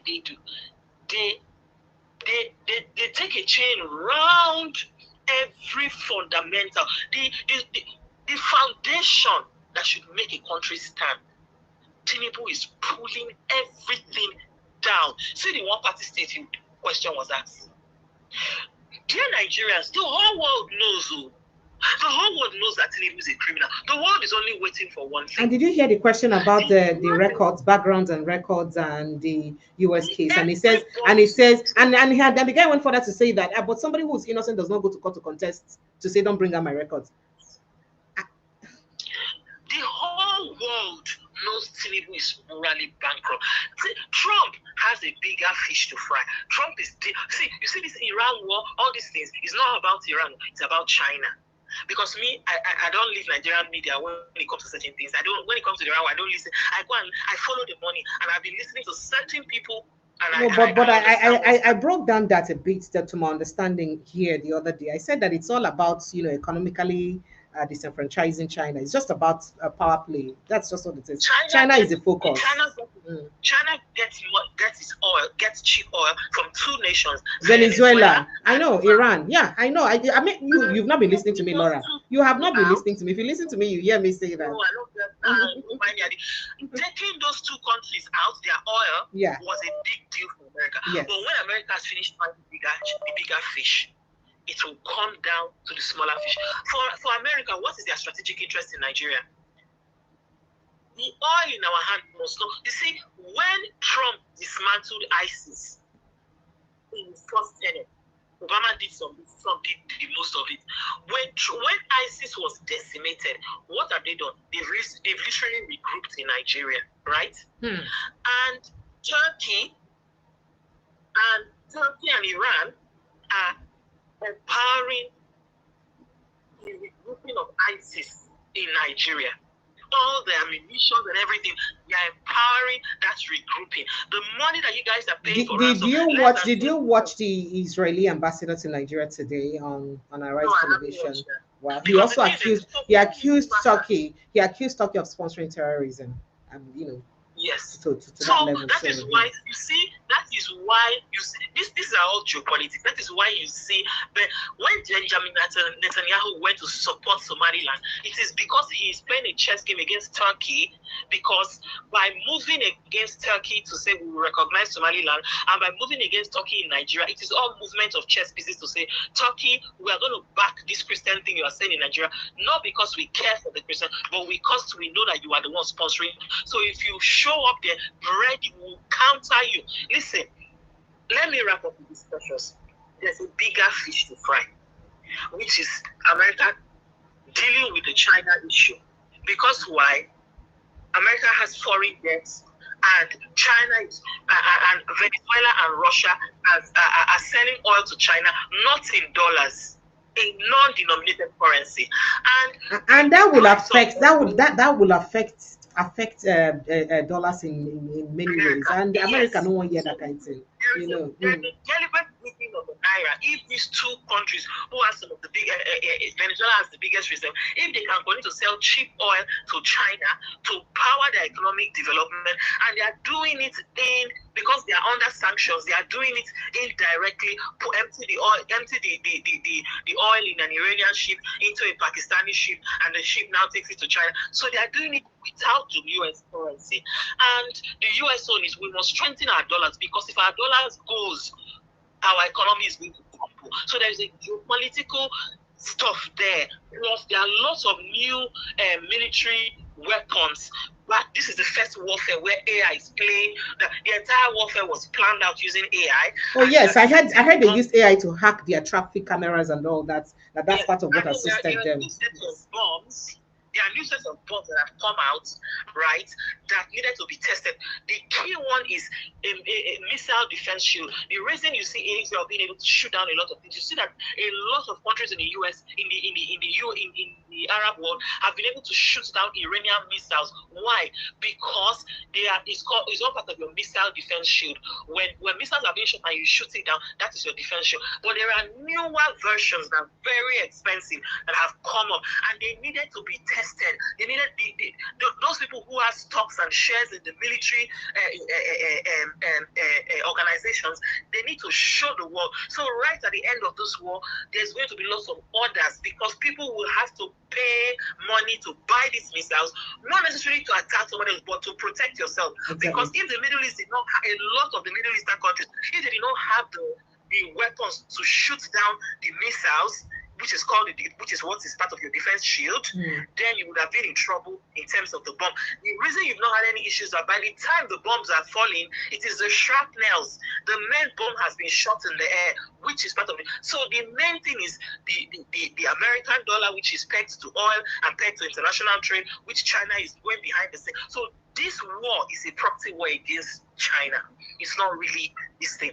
But there is a long-term thing that America is playing. To make sure that Iran does not have support in this war, they first took out all their bombs last year in terms of the ones that really had serious, those underground ones. And then they first engaged Russia in a long-term war with Ukraine. So Ukraine is calling for backup. President says we're already tied up here. There are bombs that this man of Ukraine has been asking for that Trump refused to give to him. Now he's been announcing in the news that Trump will give it because Trump needs him to keep Russia busy. So Russia is not coming to help. But what is Nigeria? U.S. interest in Nigeria is key. What is that key interest? The oil money in Nigeria must not fall into the hands of ISIS that is regrouping. Number one, the US knows ISIS is regrouping, and they're regrouping in sub-Saharan Africa with Nigeria as the base. They want, already, you can see that they're already taking over the minerals in Zamfara state. Why? They will sell it, they will take the money, and they will buy more weapons. So that is one. So what you see happening in Iran is a rogue government took over the Shah, who used to lead the corrupt Shah, the royal family who used to lead this rogue Islamic militia government. Let me not call it Islamic. No, this rogue terrorist government. If you allow them to regroup anywhere, what you are seeing in Iran today, Nigeria will become that in a few years. So anywhere the US sees a terrorist organization grouping, and there is oil in that place, the US will do that. Thank you, Laura. Thank you. Thank you so much, Laura. My battery is drained. Thank you. And the US will not allow that. So, Nigerians, get ready. He's coming home. Thank you so much. Prince Francis Chilaka, let me bring you back. Sincere apologies, I left you in the backyard. Sincere, if you're calling the phone line, I'm sorry, battery is drained. I won't be able to join, to pick your call. So please just join the studio. Let me Kukuma bring everybody live in the studio. Prince Francis, would you like to react to any of the things Laura said before I bring in other guests in the studio? Well, the thing is, each time we keep talking about who are those that are demarketing this country. We are told that 419ers. We are told that Yahoo boys. But the truth of the matter is that it is the political class. I've always said it, and I've never minced words. It's the political class. And they do it with impunity. So there's nothing new anybody's going to add or say, other than the fact that it's going to get tougher as the days come by. Quickly invite everybody at the backyard, make them come front so that we'll finish the talk at once. Good evening and welcome. T.Y. Danjuma, Comparable Facts. Good evening and welcome. Good evening, Why are you smiling with me? I'm not happy. Why are you smiling? Why are we smiling? Good evening, please. Good evening. How are you doing? Hi, Mr. It's nice to see you. It's been a long time. Mob, how you doing? Can I go ahead? Go ahead first. Who wants to go? Can I go? No, go ahead. We're not ABC. Make him go ahead. Yeah. Thank you very much. I came here to make a statement because I watched the interview, at Jazeera, with Hassan Mendy. Hassan Mendy is a furious interviewer. I mean, that guy, he beat everybody with, where they contest with. So I'm familiar with him. I watched the whole thing fully. I mean, Bwala just disgraced Nigeria. I bet no vex, no vex. I just remember one point. You hear that part, so tell and say when in call am yesterday night or so, saying talks in the prepare in the research for the interview. What is the research he's doing when he could not find most of he couldn't answer to most of the questions? Did you not hear that part? Like you've been busy researching, but all the figures I'm giving you, you don't know any of the figures. And you're asking me where my fact is from. But you said you've been researching with your team. Precious and TY gentlemen, it is very bad for you to not have integrity. I know Nigerian politicians don't have integrity, that's true. But that was a hands of embarrassment. That guy, I listened to the whole thing, Precious. That was the hands of embarrassment that guy made to that Nigeria. If it is Nigeria, it's a good country. Okay, look at what happened yesterday in America. The lady in charge of the immigration went to the house and embarrassed Trump, and she was fired or demoted immediately. So with what happened with what happened in Al Jazeera, Tinubu was supposed to let that guy because Daniel Bwala completely disgraced Nigeria because everything that guy said, the only thing Hassan Mehdi did not have is the video to counteract him, like Pressure just did. He didn't have the video, but everything that he was saying from the billion van, from everything that he said it. And this guy was an embarrassment. I mean, the audience understand that he was lying. He was embarrassed in Nigeria. Did you see the way they were laughing? They were laughing because they know that's a complete embarrassment to that country. We are already, at a period of, low country when in terms of integrity. This Bwala has taken us to a different level, okay? I watched the whole thing. You don't mess with Hassan Mendy. I don't know if you know about him, Tiwa Dandima. That guy is great. He always come with empirical fact, not just, anybody that he debate in America. I've never seen anybody that beat him. He wasn't even there to debate Bwala because Buhari is a small boy in terms of debating. He was just pointing at the fact. And that guy said, I didn't say it. He said it. He said, I didn't know what he said. At least if you're a good politician, you have to pivot, try to have a way to maneuver the situation. But Dana Buhari didn't even try to. I want you to go and watch it. It happened in Al Jazeera. Hassan Mendy versus Daniel Bwala. You're going to see You've not seen it. Huh? I don't know. You've not seen it. I watched it. Okay. I watched it. I watched the full video. And I've gone through it 2 times. In fact, my wife sent it to me. I watched it. I think that Hassan was very brutal. Brutal. He wasn't brutal. He wasn't brutal. He was very brutal. What are you talking about? No. He was brutally frank. Okay. It was. If we were other interviewers, it would have been a bit more upset with his denial. Do you know in a country that is classified as a country of particular concern, that's the kind of thing that you find. I think Bwala really didn't prepare himself. He didn't know what he was going to meet. No, because if he knew. No vex. Before you finish, I make a catch you. Bwala was prepared. You know the preparation he did. He prepared in that their style of attacking your character instead of speaking to the core of the conversation. That's in his intention or his opinion was preparation. You saw the comeback he gave with the politics in UK, how the opposition appointed somebody who is linked to, the ruling party appointed somebody who is linked to the Epstein file and all that. So that kind of, instead of to speak, that kind of position, those ones were over the bar. Those ones were over the bar. He didn't understand that it was going to be over the bar. In his mind, he wants to prove to people that, look, what you think is a problem in Nigeria it does also exist in your own country. So it shouldn't be a problem. But he doesn't know that doesn't hold any water. One way to really see the sorry side and how messed up Bwala was, if you look at his face, he was sweating. And then if you look at the audience, some of them were just shaking their head in apparent, apart from the APC man who was wearing, yes, and he too didn't help the situation. He was just beating about the bush because the other guy from the other journalist, was giving also concrete facts. And the lady, I think that this policy of denialism which has been elevated by the APC government as a policy of government, is unfortunate because the facts are well known. You know, he just went there to disgrace himself, disgrace his party, disgrace his president, and disgrace his country. A few he accepted.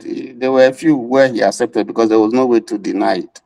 But I feel very, very sorry for him because It was all denial. I mean, in my own opinion, it was just an embarrassment.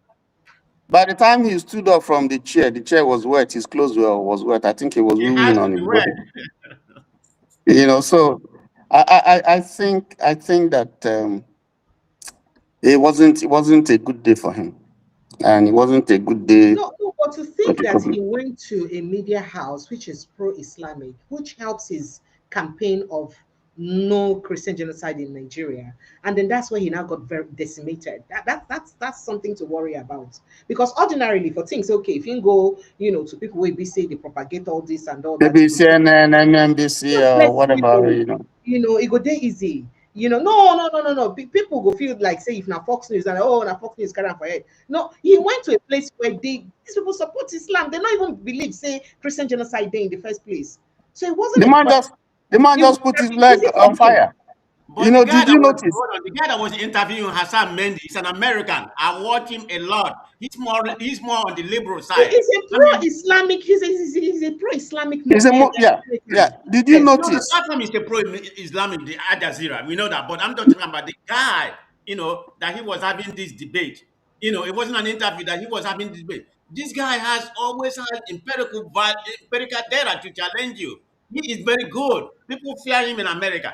Believe me, because when he debates you, he's going to win. He's not going to come there to lose because he's always bad. That's my point.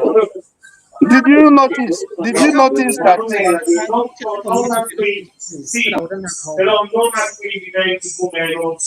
Kindly help me put yourself on mute if you're not speaking. I don't get it. Did you notice that? Yes, please put yourself on mute if you're not speaking until it's time to speak. Who is that? Go ahead. Did you notice that Mendy wanted him to mention some names when he came to mentioning Trump? He didn't want to because he was there. He was set him up with Trump. I said, God, no fall for this trap. I see that trap coming. I said, no fall for Ramo. May they not use annoyance. Just come guns are blazing on you. Please just take it easy. It was going to be like Asari Doku. It was a disgraceful interview. So much facts. Like I said to Laura, they don't even remember saying Nigeria don't legitimize forgery. They don't remember a lot of other things and way we say they're supposed to even use. When you're supposed to use proof to say you're not moving the country forward as you ought to move it forward. If you had brought all of that record, it would have been really, really abysmal for us. And that's so sad. But Novet, what's your name, brother? Let me let you say. Good evening, welcome. Hunt, go ahead, please. Good evening, our honorable hosts. I've been following your program for a very long time. In fact, you've been doing a great job. I really appreciate your efforts towards a better Nigeria. Thank you so much. Well, you see, Nigeria has been decayed for a very long time. It's just we are trying to fix it. What you're seeing today, it's a well overdue problem. Thank God to the social media, where telephone and direct media is being exposed. If not, we would have been seeing this thing happening. This thing has been long happening, this extremism. Everybody could remember the Matasine, the Kaduna religious riots, Kano religious riots. So these problems has been there. But today, thank God for the social media, where you can now publish directly. That's why we are seeing all this thing today. Daniel Bwala has just represented, let me say, 50% of a Nigerian character. Nigerians are good at denying simple truth. Denying simple truth. Look, I live abroad. I've had conversations with some Nigerians. I see most of them will tell, if me I go thief, or if I did there, I will do the same thing. It's a common Nigerian mentality. The system has been decayed. An average Nigerian will tell you that you can't make money without committing crime. They don't believe that somebody can be rich without involving yourself in crime. An average Nigerian will tell you this. You tell us, those rich men, now bad thing they do. No, I don't agree with you. I would not agree with you on national TV. I will not agree with you that an average. I will make money without you will not. Host. Wait. I want to understand something. I want to understand something. Calm down. You see, as if I know. See why don't you remember that day that you and I were ranting? As if we know that this kind of thing will happen. See the way we were angry about the character flaw we have in Nigeria, about the low moral standard in Nigeria. But that's what I want to. No, that's what I want to say. There are two things. No, your generalization is wrong. Give me a minute. But wait. Let me come in. Just 1 minute. I want to understand you in two different ways. You don't agree because you are not like that, or you don't agree that an average Nigerian have this mentality. It's two different things. An average Nigerian has a similar attitude. That's my point. Not that me. Are you serious? Do you know anybody? Let me give you a simple instance. Anybody that has the desire or that goes to join the Nigerian police, do you think he's joining because of the salary or because of the intimidation and corruption that we get from Nigerian police force? Simple question. You are making an unnecessary generalization. You are making a generalization that is not tenable. Arrest who do not have food to eat or who do not take bribes. I have met them. Me, Precious. What's the percentage? We are dealing with percent. I am one Nigerian. As I'm talking to you now, I'm at work. I am a one Nigerian that believe, I keep on saying it, that I will make money without soiling my hand. And so far, so good. My today is better than my yesterday. But what I'm saying, because I have interacted with so many Nigerians, and this is their common mentality. It's just an average Nigerian that sees somebody that is better than him, feels, let me finish. An average Nigerian that sees some.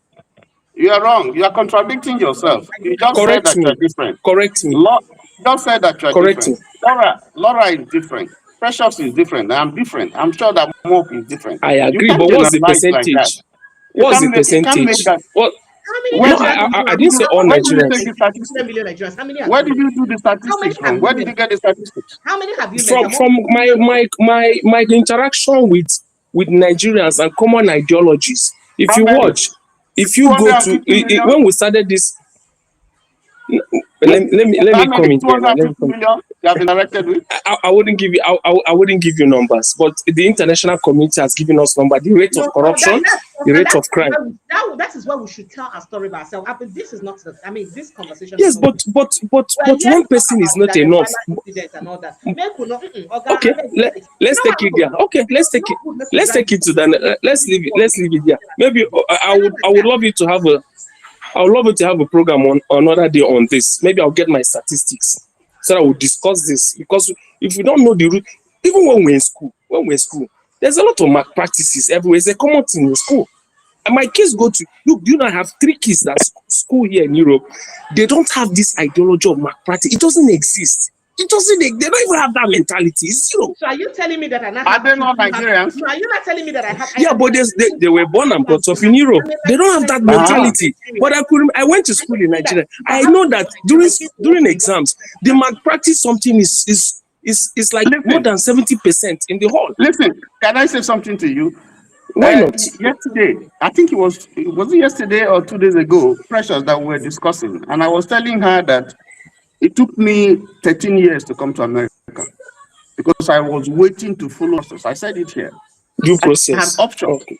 Yeah, I had options. I could have come in, earlier, but I went stage by stage through the process, and something that was supposed to take me 10 years, it took me 13 years, and I got in. So when you make statements like this, no, I didn't say all. I didn't say all Nigerians. I didn't say all Nigerians. You said majority. No, it's wrong. It's not right. Sir, can you name somebody else? Sir, can you name someone? Can you name two people that passed through the same process that you did for 13 years? Can you name 2 persons? My elder brother did. 2 persons apart from you, and now you named one. The second person. I'm telling you now. My elder brother did. And who else? Came in that way. I can tell you somebody who is on this platform. There's a network problem. Hello? Yeah, I can tell you someone on this platform. Okay, Kim is in Canada. He also went through the same process. So you want me to name more? I can name more for you. So don't make this, I understand the point you're trying to make, but don't make an unnecessary generalization to say every Nigerian is like that. That's not, I Bwala didn't does say not every Nigeria, I portray. said majority. I Hold didn't use the word all on. Nigeria, I said majority. Hold on. No, that majority is wrong because you don't have the statistics. Like that, then where is the majority? How did You know, you don't have the statistics. Bwala is not an ideal example. It's not an ideal example of who a Nigerian is. Bwala is just an ideal example of those Nigerians who are suffering from who need stomach infrastructure. You know, and those are, unfortunately, those are the people that this government wants, and those are the people that you find all over the place. So don't use him as an example. Hello? Yeah? It's like Did Prince Francis, you were saying something? Prince Francis, sir, what did you say? Sorry, say then take your lights. Wait till you talk. Can I come in? I wanted to see if you can just respond quickly. Prince Chilaka was trying to say something. People can hear you. Go ahead. What did you say? Unfortunately, we can't hear him. Go ahead, Mr. Mok. Yeah. I think I understand where Mr. Hunt was coming from, you know, but I think his generalization is what I completely disagree with, you know, because we have in Nigeria is not a reflection of the whole Nigeria. A good percentage of Nigeria in terms of corruption and lack of integrity. When people have an opportunity, I have an integrity. Is he speaking? Prince Francis, what did you say? Travel out of Nigeria, they become more either they're in America. I think his network is disturbing. Or they Prince Francis, your network is twitching. I'm so sorry. It's disturbing. So I'm coming. Yeah, I'll get back to you, please. I'm so sorry, Mr. Mo. It's I'd like to respond to Tracy saying that Mr. Tony and I deflating, but that is wrong. It is unfair to come up in a gathering of Nigerians whom you do not know and say that majority of Nigerians have a particular character. When you've not talking about one conversation or relationship with them, neither do you know their background. I'm sorry to say, majority of me here now know about me, TY, I trust them because of the conversation we don't get. We're not like that. I trust Chilaka because it's not like that. So where did you get the statistics on majority from? I can't imagine that. It's unfortunate that the group of Nigerians whom you have been interacting with may have such characters. I have also interacted with Nigerians who have such flaws. I am not going to deny it here that there aren't Nigerians who have such flaws. They are, and I will agree with you. But that does not make it majority. My point is in the fact that you said majority. I can't hear you. The network is fluctuating. Go come out your network. Your voice is stopping. Mop and Ogatoni, can you hear me? T.Y. Benjamin. The two of you can hear me. I'm fine. You can watch me again, so you hear me. So if you had said, can the other guest? Can you people hear her? I can hear you. They can hear me. That cannot hear me. Yeah. Okay, so maybe you have to go, get up and come back again, so that it will help you. So the point is, if you had said some Nigerians, it would be easy. We would understand that you mean some Nigerians. And I mean, that some could be 40%, it could be 45%, but not majority, meaning 80 to 90% of Nigerians. That's bad now. Exactly. That's the point I am arguing with. You see, this is the one reason why I always argue. You see, all my life why I don't work on media, especially when I did TV from Wazobia to everywhere, I keep arguing. I will never agree that politicians they are a reflection of me. They're not be. Buhari not be a reflection of who I be. Tinubu not be a reflection of who I be. He has his own wonderful, fantastic character. Me, I get my own flawed character. I don't know whether you get me. They are not my reflection because it is in this kind of beliefs that our politicians are reflections of who we are. That's why it looks as if everybody is a crook. Everyone is a liar. Everyone has no. They are not. Unfortunately, we know the flaws we have in our selection process and election process in Nigeria. Where make us not go fit get the people we get such character and integrity today in government, so that they go fit. You will use them as examples. It's unfortunate that that's the case, but we cannot use that to generalize the majority of Nigerians. I feel that's very offensive. I'm sorry. I do know across religious and ethnic lines have failed us, whether Muslims, Christians, whatever they are. But that does not mean that it represents the majority of Nigerians. Please. Precious, let me say something. Maybe that's what he's trying to refer to. There are a lot of people, immigrants who come here. or people who come here. Some of them, come through, how they come in. They come through the back door, some come on a visit and they won't go back. And so they have problems. Why don't you mind? If some of us wanted to do that, we would have come through those crooked way and left since. Yes. So they have problems. So it's wrong to those may be people working hard in Nigeria and say that majority of you are like that. It's not fair now. Those may be the people that he has met that he's talking about. But notwithstanding, there are still people who came here through the right process. They came here, they went through the right process, and they are doing stuff. So you are right to say that, unnecessary generalization. That's what I find, in a statement that is false. You don't just say because you've seen one or two people who, are behaving in a way that is not socially acceptable or who are doing stuff that is against the law, therefore every Nigerian is like that. That's not true. There are those of us who can hold our head high. I can speak for myself, I can speak for my family. I have absolutely nothing to hide.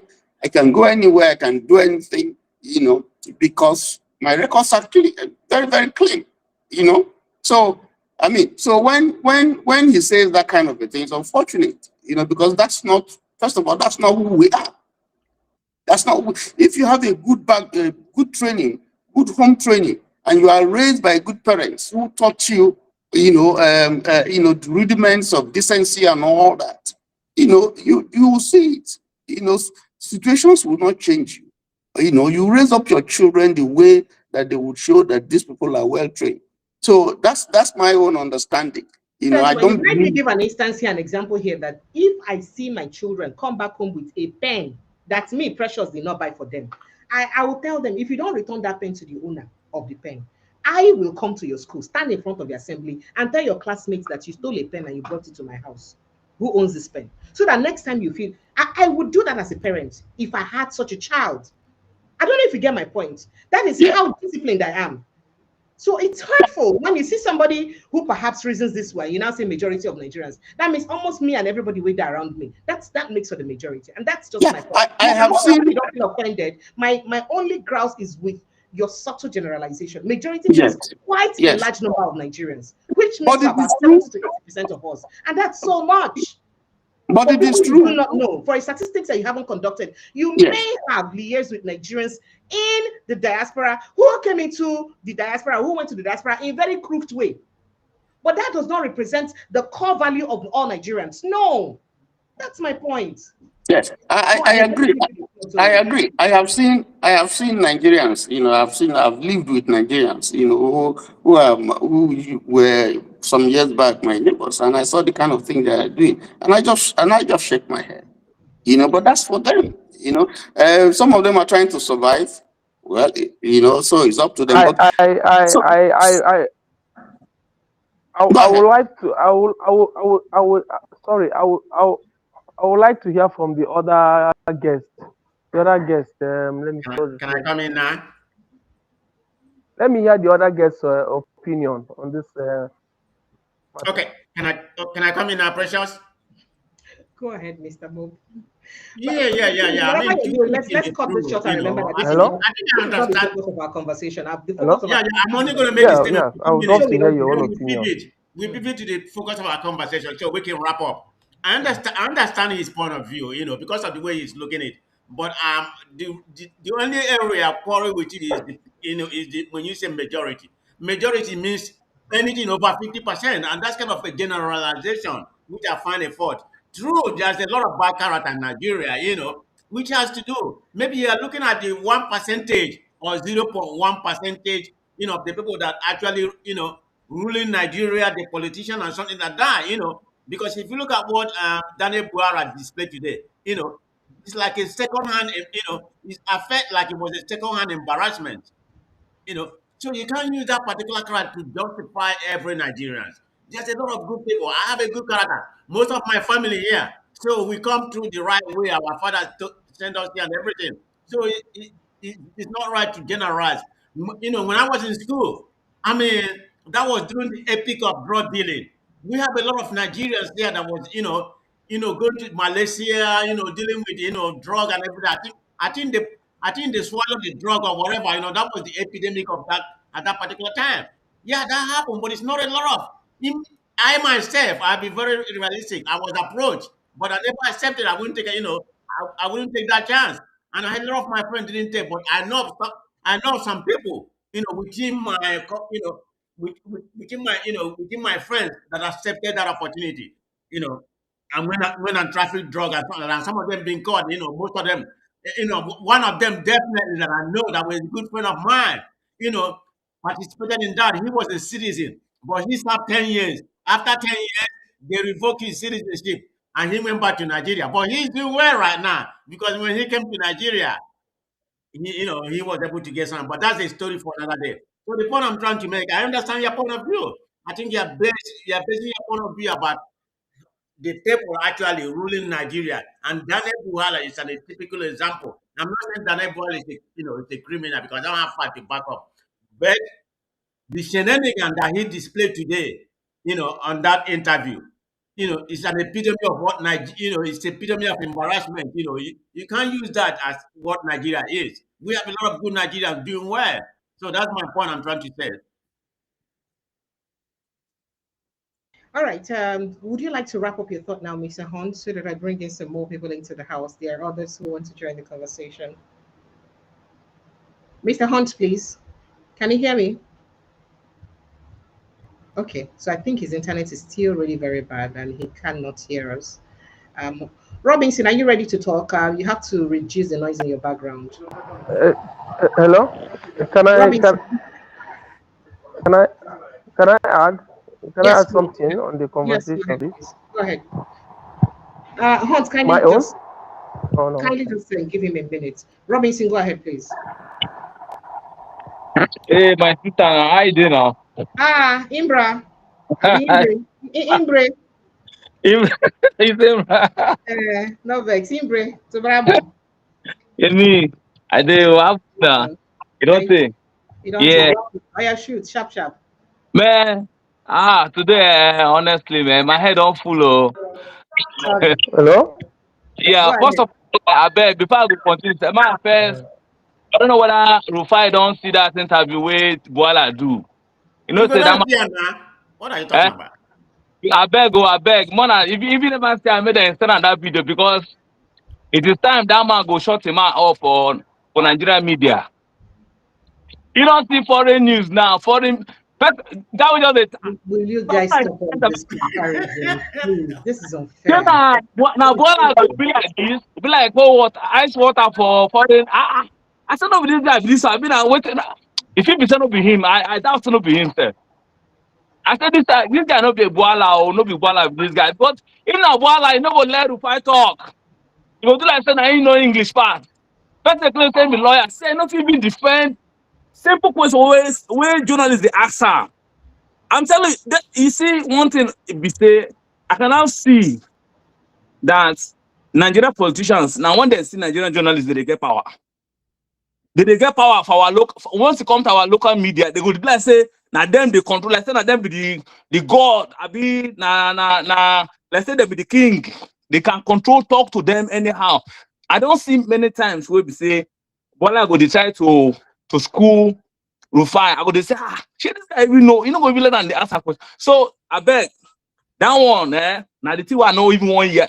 I don't want you to say, well, I run the map for Nigeria again from today. I don't want to see him again. Said, we not talk anywhere, because I go send a message where no go see him. Well, anyway, I go fire him for if not for inside the Twitter, I go fire a message because this guy needs to shut up from today. Honestly, this is the kind of people where Tinubu their point. Now you go see the Yanyash don't open, man. Yanyash honest. I don't get respect for this guy again. He's no longer a lawyer. I don't know what a lawyer be before. But for waiting the show, I'm not having a clear network. Now fake lawyer MB, now charge and bill MB. So anyway, then back to this, my brother, the matter, the topic with the on ground, because I not really the follow up.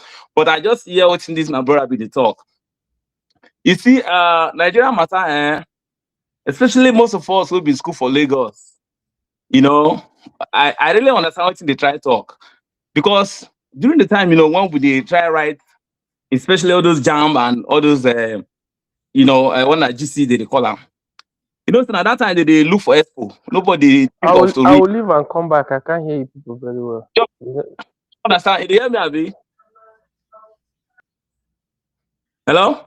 Yes, I can hear you. Go ahead. We can hear you. So maybe you know say I don't know how old him be. You know say everybody gets era way in the go school.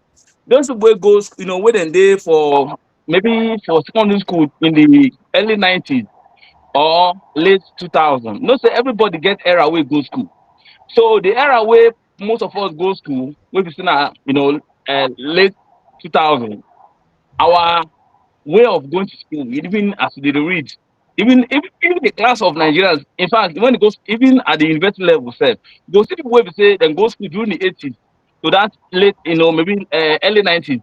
The way we then take school different from people who come up from that 2000. You understand? So the position when they take, I really understand. Say most Nigerians at that time they like expo, they didn't like read. Even my family are one of those examples. Say my younger brother like read. Every time I go say expo they grand. You understand? And he go say they go read. Every time they find expo. You understand? So most of those young boys, no be something way new. So you get categories of Nigerians who say they go say the best Nigerians are people who read during the 80s and late 90s. You know all those early 90s. So their brain they really read. But after that time, you know, things can't change. So that one, I'm the only way I go fit talk to maybe na the thing when they try talk, but that don't mean say that every Nigerian they do am. But for my family, like I said, my brother, you know, 1 year say one read. My mom go say, you know, go read book. Every time I won't carry expo. You know that kind of thing. So so these are the things that they happen, you understand? But it doesn't mean that it affects every Nigerian for regardless of reading or not reading. But the thing is say a person now as person, you know, arrange in bed, now you go lie on it. So if you not read, even children of today, most people like even here for US here now, like for the high school ID, most of the time, students go tell me say they don't even want day for class. You understand? Nobody saying that they don't want day for class at all. I go say, what you want? Okay, now you don't want day class, you don't want read. What you want to do now? They say they won't go home. Just to go play video games. You understand? So all this reading thing, a habit where parents, I think maybe the problem are from parents anyway. So if you're raised in the family where we say they take books serious, that one they reflect on the kids too. But if your family say the papa they hustle, mama they hustle, they need to get time to put those children in to that level of realizing what in book be. They go there where they go there. You understand? So the thing is say now to me now the thing where they run family these days is very different. So things don't change as it did before. You understand? So that's my contribution. I say make I just call in. Thank you, my sister. Thank you. Thank you so much. I appreciate it. I don't know. So, The let me Barrys. say something. Make I let the Barrys and for real enter. Just go ahead with yourself, Mr. Bob. Go ahead with Yeah, yeah. yourself. I would just say, what Daniel Bwala displayed today, is a typical example of, Nigerian politicians, especially the APC. I mean, I'm referencing it to Reno Mokare. I mean, when they come here, they try to emotionally abuse Nigerians. I mean, like he was saying that terrorism, crime is lower than In the now. US, yes. How many people died? I want to ask you, how many people died of terrorism in the US? Right, it doesn't even have the fact. That's an emotional abusement. But that's what they tell Nigerians. They're like, people die in America too. People die, like it's normal. So because it happens in America, it It should be has normal to nothing. happen in Nigeria. Precious. Daniel Bwala has nothing to offer. He was just deflecting. So he's doing whataboutism. That was that. And Mindy cut him off because you don't mess with Mindy. I watch him every day. The guy is politically savvy. Thank you. All right, Mr. The Barrys, and for real, good evening and welcome. Good evening, Precious. Where you dey since? You don't want to let me sup my fisherman soup in peace Last year. today. Who make that kind of soup for you? They tell you, Precious. I tell you, I did some fisherman soup. Hey. That won't kill me for here with laugh. Good to hear from you, Oga. Welcome, sir. Thank you so much. How you doing? Good Welcome. evening, Let me quickly give you a pause everybody. on the conversation. Well, you know, Huh? Precious. Yeah, Laura spoke a minute Yeah. ago. Yeah, you see the name when I use here for real Yeah. with a question, and Mm-hmm. I jump in because of waiting the other gentleman they talked about. Um, yeah, let's be honest with ourselves. Mr. Tony, good evening. Daddy Barry, help me mute yourself, or let me excuse you a bit when you're muted.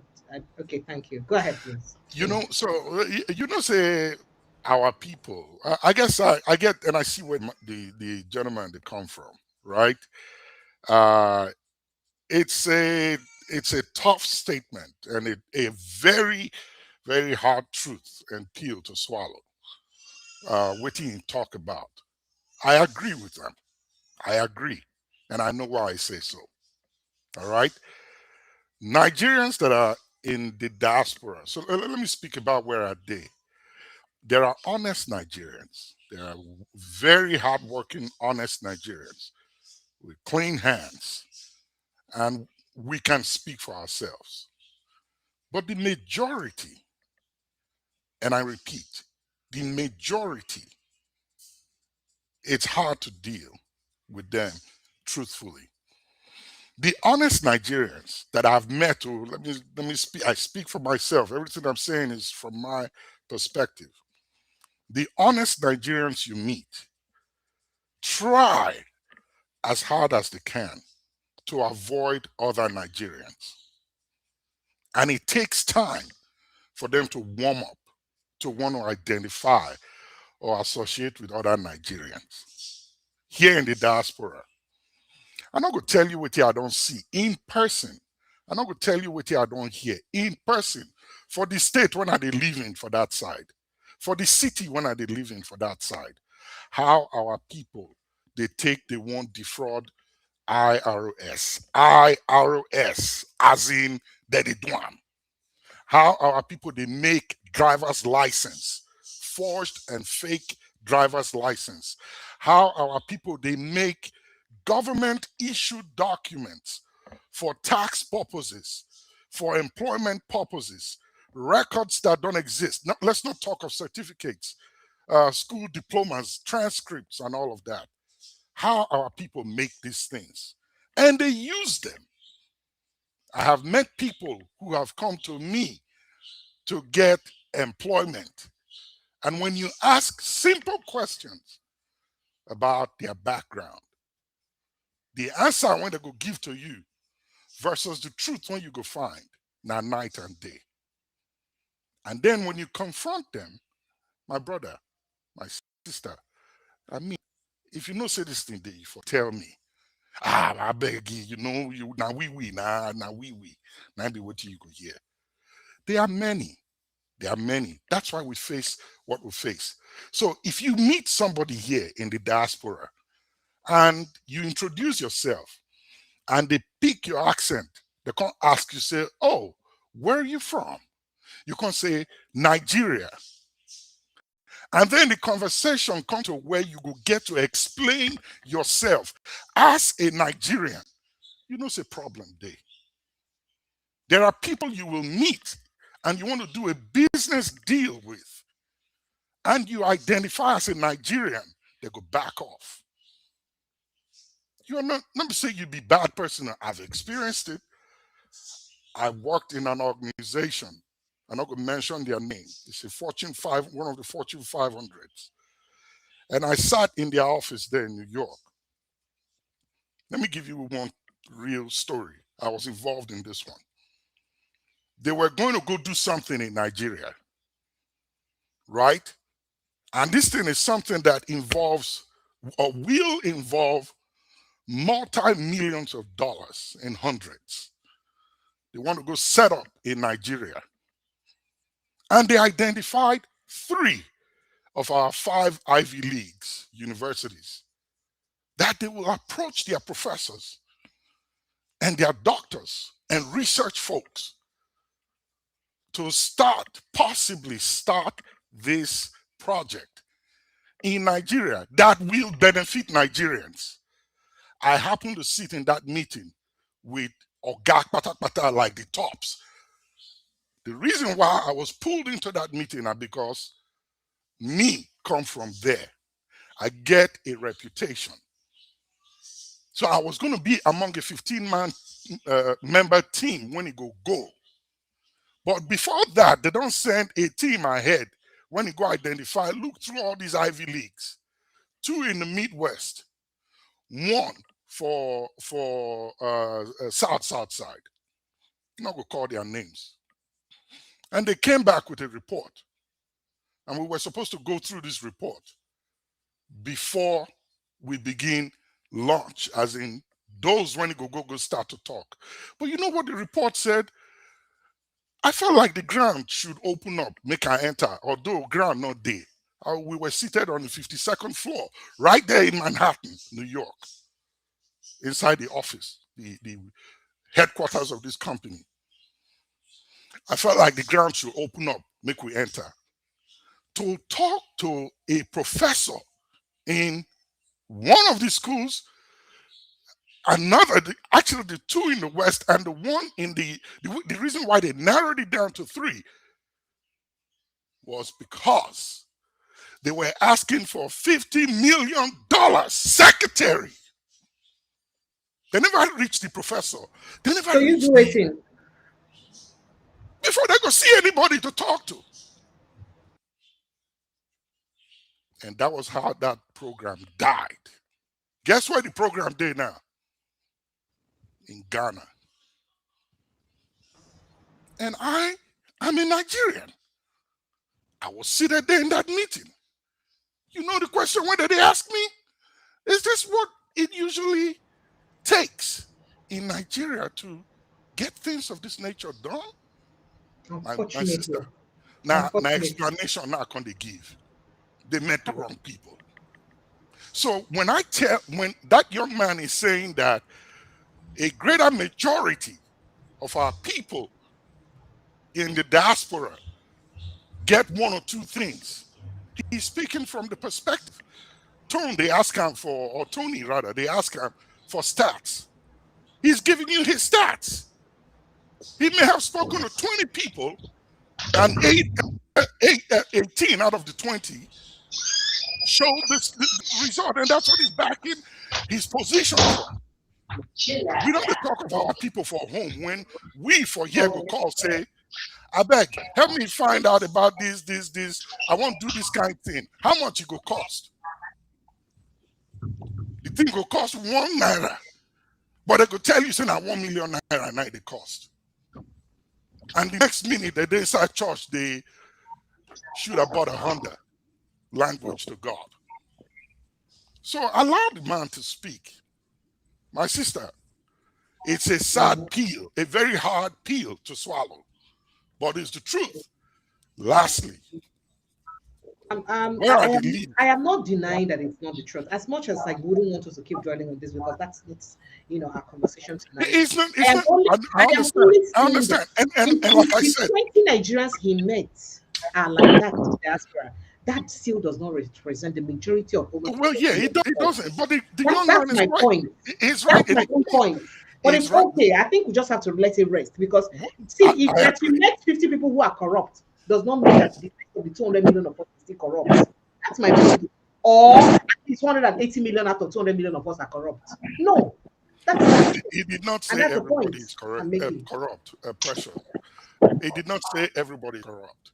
He used the word majority. That's my point. If it's more than 50%, is a majority. Right. Let's be honest with ourselves. Right? The man spoke from his perspective and how he saw things. And let this be a topic for another day, please. Hold on for 1 second, the Barrys. I'll end with this. I've heard you many times. Your voice is no longer audible. You are no longer audible. You didn't hear me? Can you speak up a bit more? Thank you. I've heard you on your show many times complain about our ethics and culture. which is what this young man was saying. And when Laura spoke today, she highlighted it in everything she said. I agree. So I just wanted to say that don't be hard on the gentleman. He spoke from his perspective based on what he has seen and the assessment he has made. And that's his point of view. And I wasn't hard of him. I wasn't hard of him because I was trying to object his view. I was only trying to correct the opinion that it is the majority of Nigerians, as I said earlier. I mean, if his statistics covers about 20 out of the 20 Nigerians is met in the diaspora, that still does not represent the vast majority of over 200 million of us, and I still maintain that fact. But it's okay. It's not. See, I already did complain on my own. Say we get moral issue for Nigeria, so it's not a problem. But I find it very difficult and painful that that is the way most Nigerians are saying. Do you know the problem with that statistics? It means that I'll be judged like that until I prove myself to be different, and that's why our country is referred to as a place where they dump stuff. I'm not going to use the language when the President Trump used. It's unfortunate, it's a hard pill, but we just have to figure a way to make things change and begin to there was a context to the discussion, and I think we are just veering off. There was a context to the discussion, and it was based on the appearance of Bwala and to the impression that Bwala represents the ordinary Nigerian, the average Nigerian. It's not true. What make me say no? Why make I say a lie? You know, represents me. Communication problem. We have to accept it. Bwala is not representing Nigeria. That view does not. The way he comported himself is not a representative of Nigerians. That's what we are quarreling with. We are not saying whether Nigerians are doing stuff or not doing. In any case, it's not only Nigerians. A lot of people, even who are not Nigerians, are doing all kinds of nonsense. But to say that is the, I disagree totally with that. But right. Hello. Yes. You want to say something, Jabari? Go ahead, please. Yes. Good evening. I mean, with all due respect, I think each and every one of us do have experiences, with both Nigerians and others. I am in Atlanta. Less than 2 miles away from the Nigerian consulate. I see more Nigerians in Atlanta, especially the one within the metro area. But that, if I have to share my own experience, I don't want to do that today, because today we have this. Precious, I sent you that message about my state. You did not capture that matter here, so I'm not happy. The fact that you read it, though, the amount of money that was unveiled and Wiki has been collecting from my state, and I read this thing. Yes, I sent it to you. Okay. And I thought, can you imagine what is going on in Nigeria? In this now, but why do you think they're struggling to remain in power now? This Precious.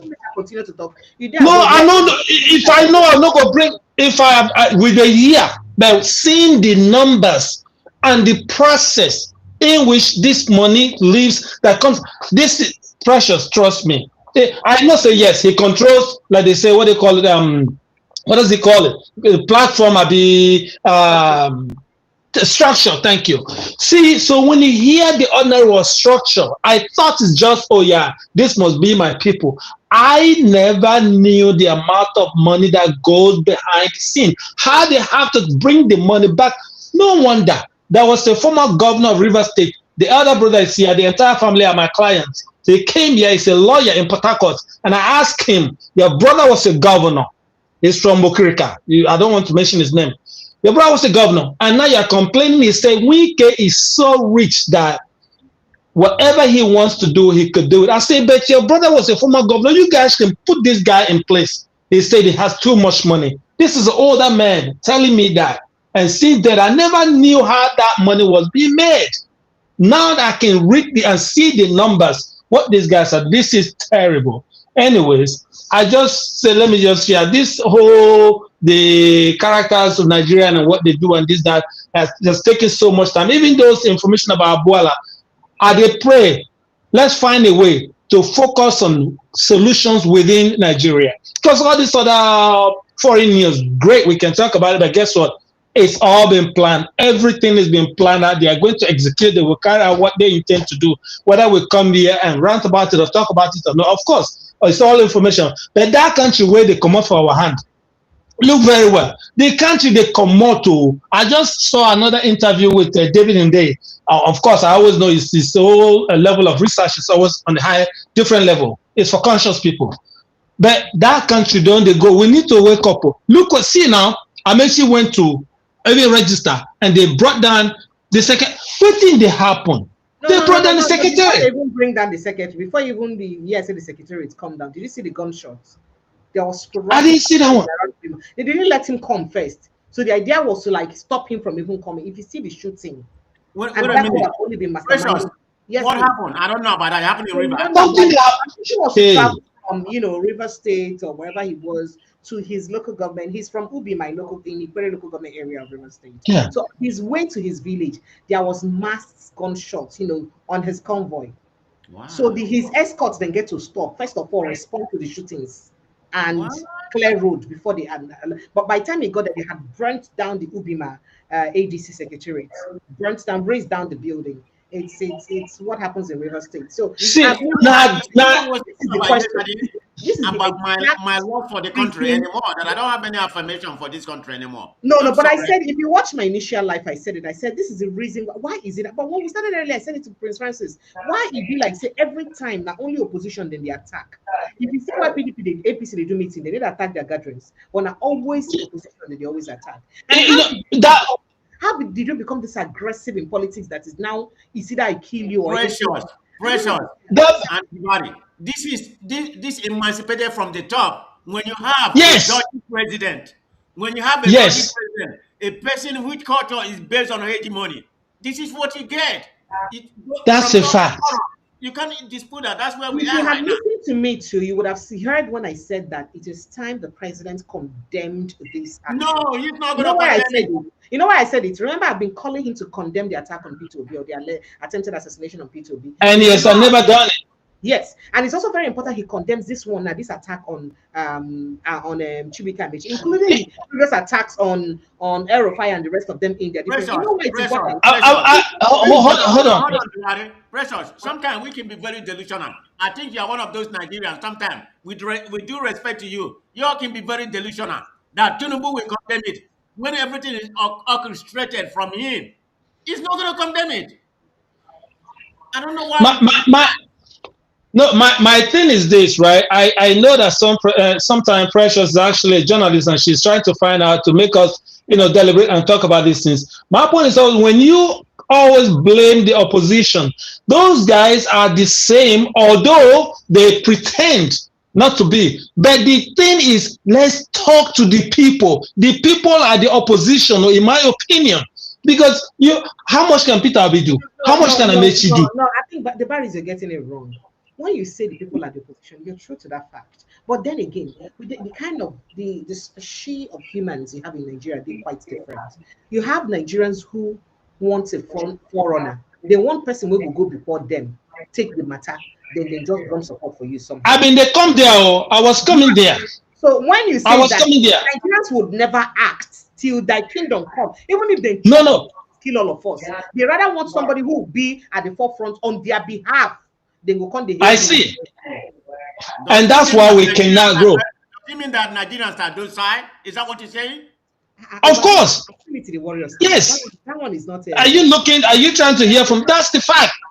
If I tell you, if I share my experience on this platform, and I will feel sorry for me. And you see, sometimes I just keep thinking that I can't give up, I can't stop, I have to keep moving.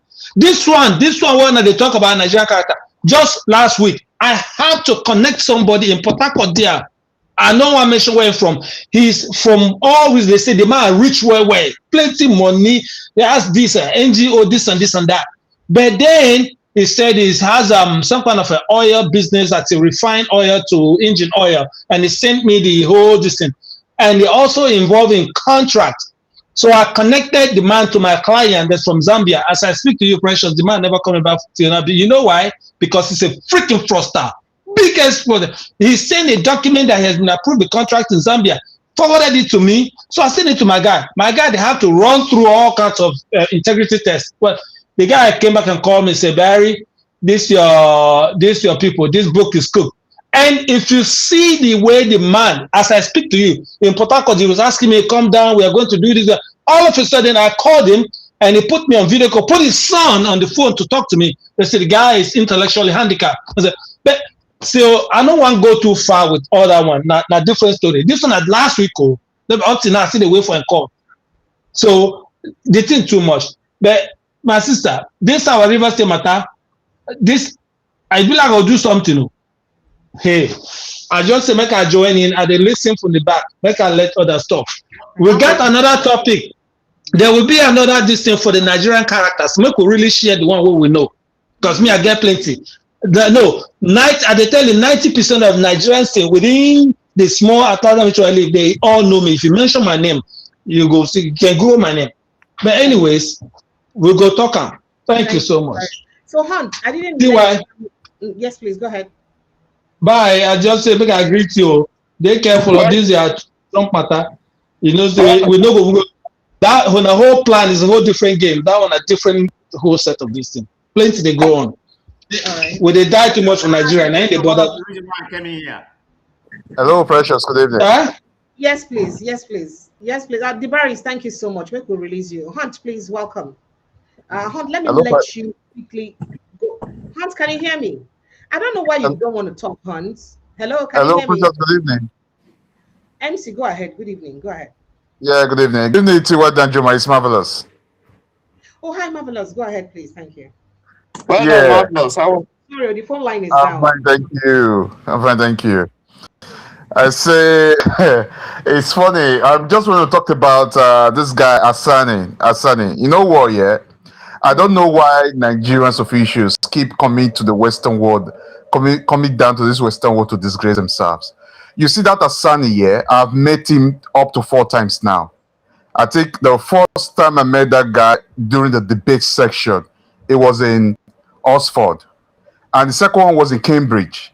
You know, there are some kind of people when you see them talk here during debate, when you get home, you want to start practicing the way they talk. It's like you try to want to like look yourself like them, like you want to go to the mirror and start speaking. You know, you want to like speak like them or something. You want to like, you know, these guys are people that when you see them debate, what we say intellectuals, when they talk, when they argue, they stand for what they believe.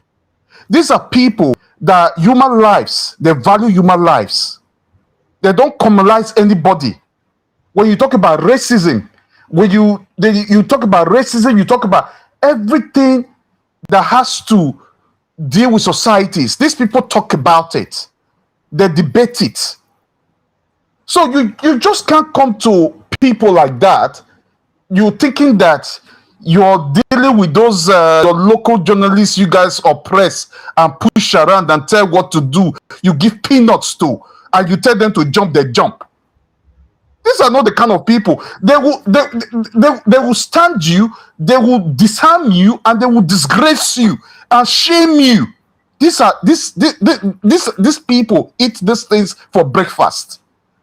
You know, due to the old things that is going on, that they feel come down to this Western world and try to bully these people to do their bidding. You're wasting your time. Look at the other day now. I think the two attempts they've made now, they've been disgraced. First was Piers Morgan, right? Second is Hassan now. You could see the way they've disgraced them. They went to other platforms. So many other platforms you're unaware. Remember that the ones I knew. And no mockery. Yes. Okay, good. You could see the way they've disgraced them now. They've disgraced them. Even the Nigeria image, in short, Nigeria do not even have an image again to show to the Western world. You know, I said something on this platform some time ago that, as in, even to say you are from Nigeria it's a shameful. It's like a disgrace to even say it. I'm happy that. I'm so sorry. I have to say it. I know. I have to say it. I know. I'm speaking from experience. When I'm talking, yeah, I know what I'm saying. I don't just talk. That's why sometimes you could see the passion when I'm talking, because I feel for Nigerians. Honestly speaking, you see this. You could see the other day now, right?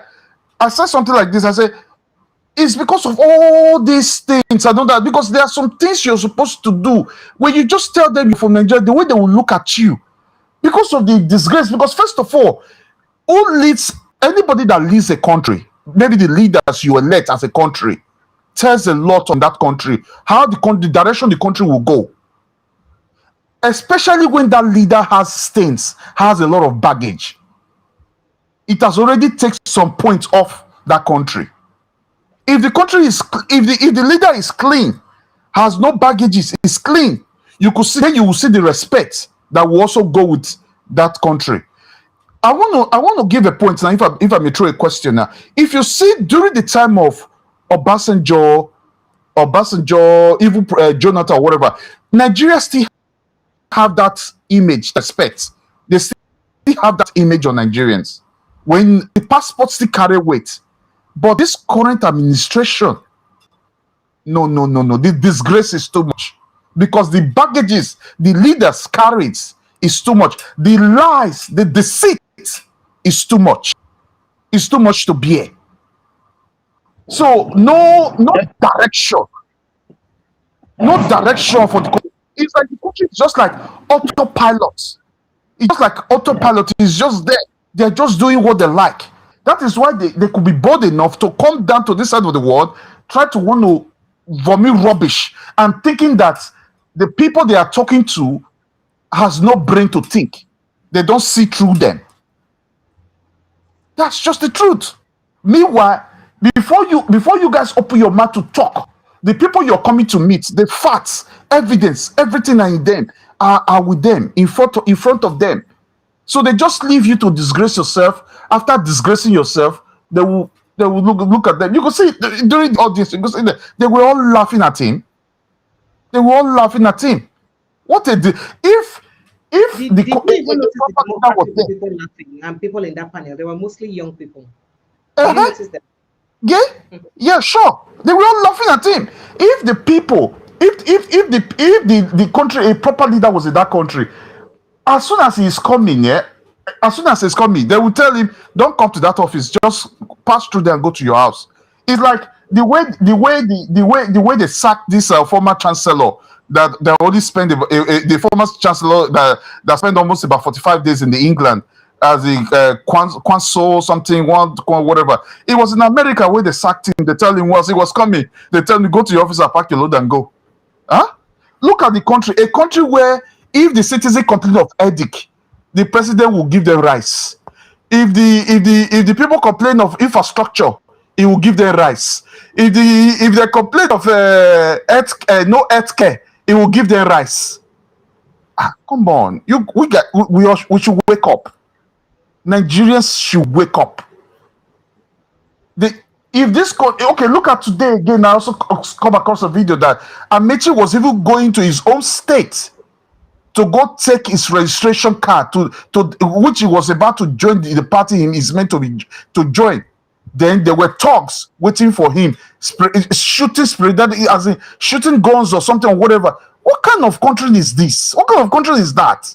Is that democracy? Because the people that are not, because the reason why all this is happening, people that are not supposed to be in power or be in power or even are in charge of it, because these people are not supposed to even get close of it. Everybody just fold their hands and waiting for something to happen, for a magical one, something to happen. No, this is not. We all need to. That's why the last time we need to continue speaking to the consciousness of Nigerians. They should wake up, because the young ones that are coming up now, that we were supposed to be teaching these young ones now, so that these people will not have access to continue to corrupt the young ones that are coming up. My brother, can I ask you? Go ahead, I'm listening. Can I ask you a question? Yeah, go ahead. In your opinion, looking at this interview, do you think that Daniel Bwala, as a spokesperson for the president, do you think that he did the image of Nigeria good in that interview? If I should answer, I will tell you he did very badly. That's number one. And the people you're coming to meet, the truth is already with them already. They have the facts. So you don't need to lie because the country you're coming to the country you're coming to represent or you're coming to try and speak for, you're getting my point. The people in charge is like you're coming to defend the indefensible. So it's a very there is no how you can you can defend it. Because where we are, me and you know that these people hate lies, especially when they have the truth in their palm already, and you're coming to lie to them. They hate it more than that. You know, because of lie, for even lying, they can, if they're about to sentence you, they can extend your sentence because of that. I believe me and you know that, right? You know. You know me and you know this now, right? Because we practice these things, we read these things Should it be about the Westerners? Should it be about the foreigners hating lies, or should it be about we having a standard that we too hate lies or being good human beings? I don't understand. Should we judge ourselves based on the yardstick of other people, or should we judge ourselves based on the fact that we as human beings already are good human beings? Should that not be a problem? Why do we not have enough good humans around us, and not whether the world hates lies or not? Should that not be a problem? That we're not raising enough human beings who are morally upright, enough not to lie, and enough to be good human beings. So Precious, yes, the problem I find here is, very soon the Nigerian government will go and look for some millions of dollars that they're going to spend to polish their image. But if you want to polish your image, this is the kind of opportunity that you need to polish your image, to present the facts the way it is, accept where you are, where you have not done well, and then sell to them the things that you have done.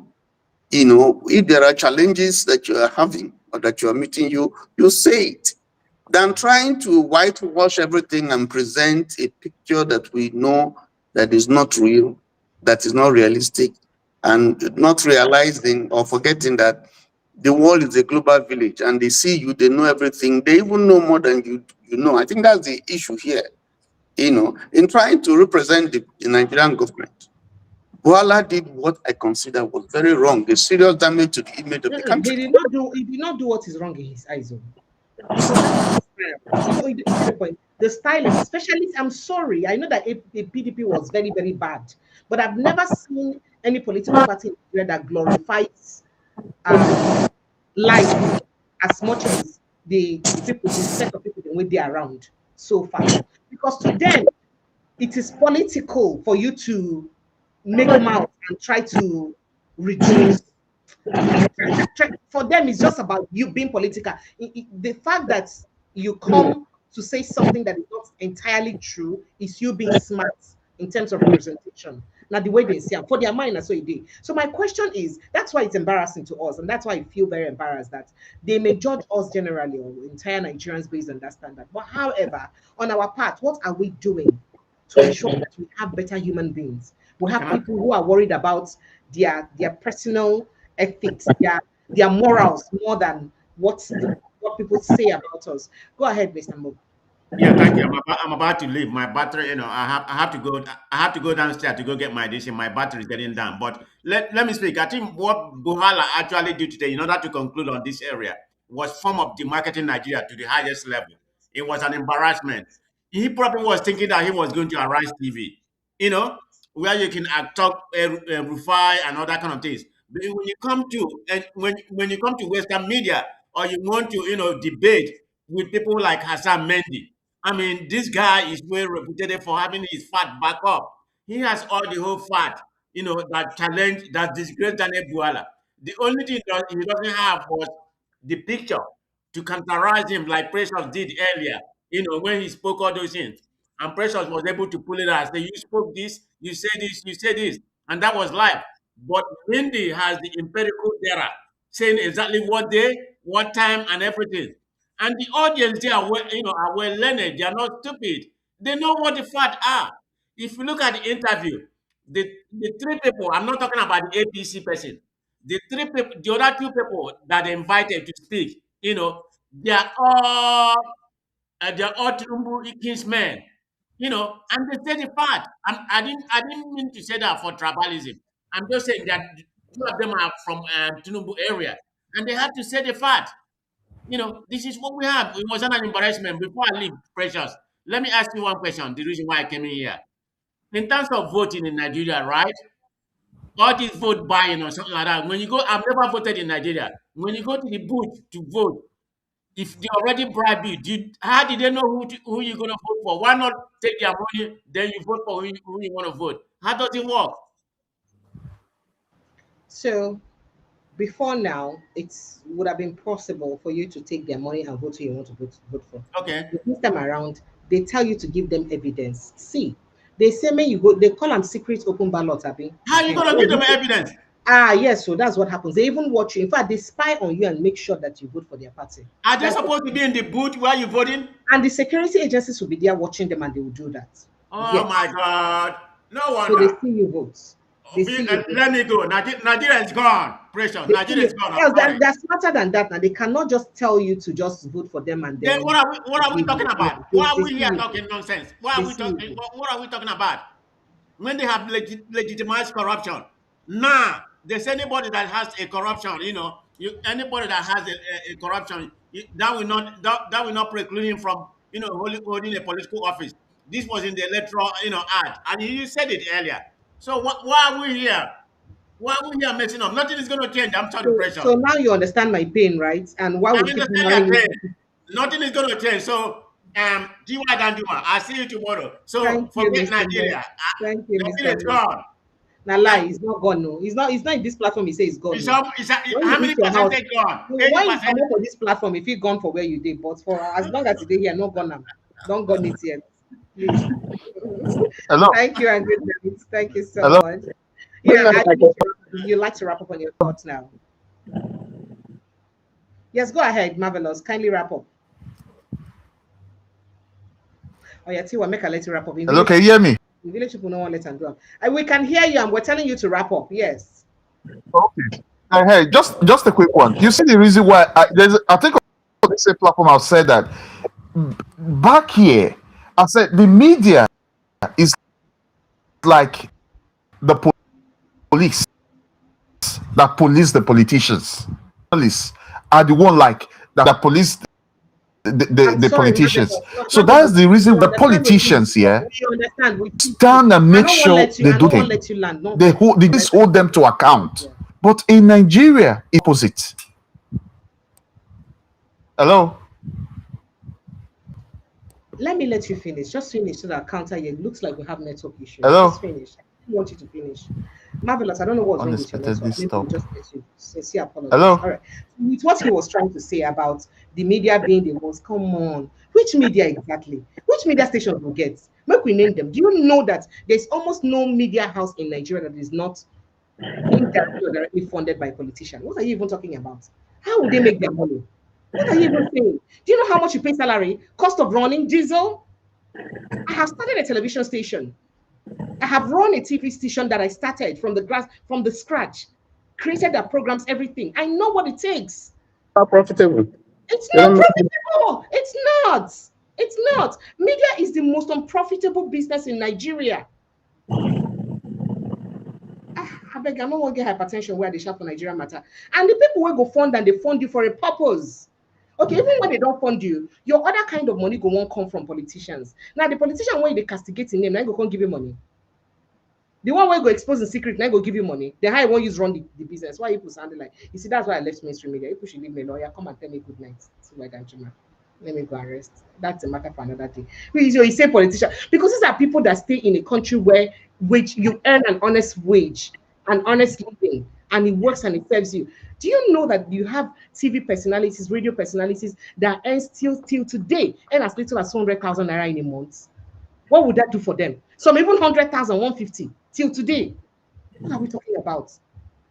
Then that person I expect that when a politician come, we go give a good job another 100,000, one more salary in one day. Make to talk and make that person know. It's like a policeman seeing a bribe, something that will make him get his 1 day salary in 1 month salary in 1 day. You tell him, may not take. That's why it's not ending now. So that is why for Nigeria to change and be better, we must restructure the system.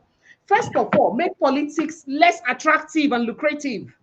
You see all those money where politicians they make change and make it be seen that people where they work honestly will make that money. They're not go. They're not going to. They're not going to. Really. Why do you think that to discuss minimum wage will take them 6 months, but to discuss their own wage it takes a short time? Politics in Nigeria is a place where in just 1 year your whole life can turn around. Politics is a place where your business, your politicians, governors, senators feel that is a retirement home. For all those press conferences where you say they hold like that, now money, it takes money. Most media organizations, they under what do they call them? Under, I don't want to say payroll, make it not be like that to talk now. Then get retainership with governors. And that's why they can't talk too much about them because this will help pay their salaries. What are we even saying? That's why I keep saying that you have to tear down this system. I don't talk on so many times. Say you have to, because honestly, we can't move forward like this now. There's no way we can move forward like you see, when I decided to leave mainstream media, I thought I wanted to just go to my private business that I do. For those of you who do not know, I'm a media consultant. So please come and patronize my markets. I run documentaries. I do media buyings. You know what media buyings are, and I produce media content generally, including radio, TV, adverts, jingles, and all that. I do all of that. Create scripts, documentaries, produce it fantastically for you. I do media consultation. It's part of what I do, and of course, some of other things that I do. I run an outsourcing customer service company where I handle your customer service as though it were you, right? So when I was leaving mainstream media, I just wanted to just leave to this private business because I got tired of having to, be restrained. I don't dare now when I do work for government establishment, our breakfast show, they want us to stop taking calls. Why? Because callers were opposing government. So we had to cut off our calls. And people where they power then. They had to cut off our calls and then we only had to take SMSs so we can sieve the SMSs or WhatsApp messages that we take. It is a thing. It is what happens. Now waiting. So as been saying, I don't want to talk for, I don't want to do politics here. I don't want to even do media again. But there's something about the media job. Yeah, it's addictive. You cannot run away from it totally. So when I don't stay, do my I can say, why not just get a platform where you can be talking? And people want to carry that headache and come and give me again. Please, you should give me a good night, sir. Good night, sir. Thank you so much. I appreciate you. Sincere apologies to Hunter. I would really have loved you to, complete your thoughts.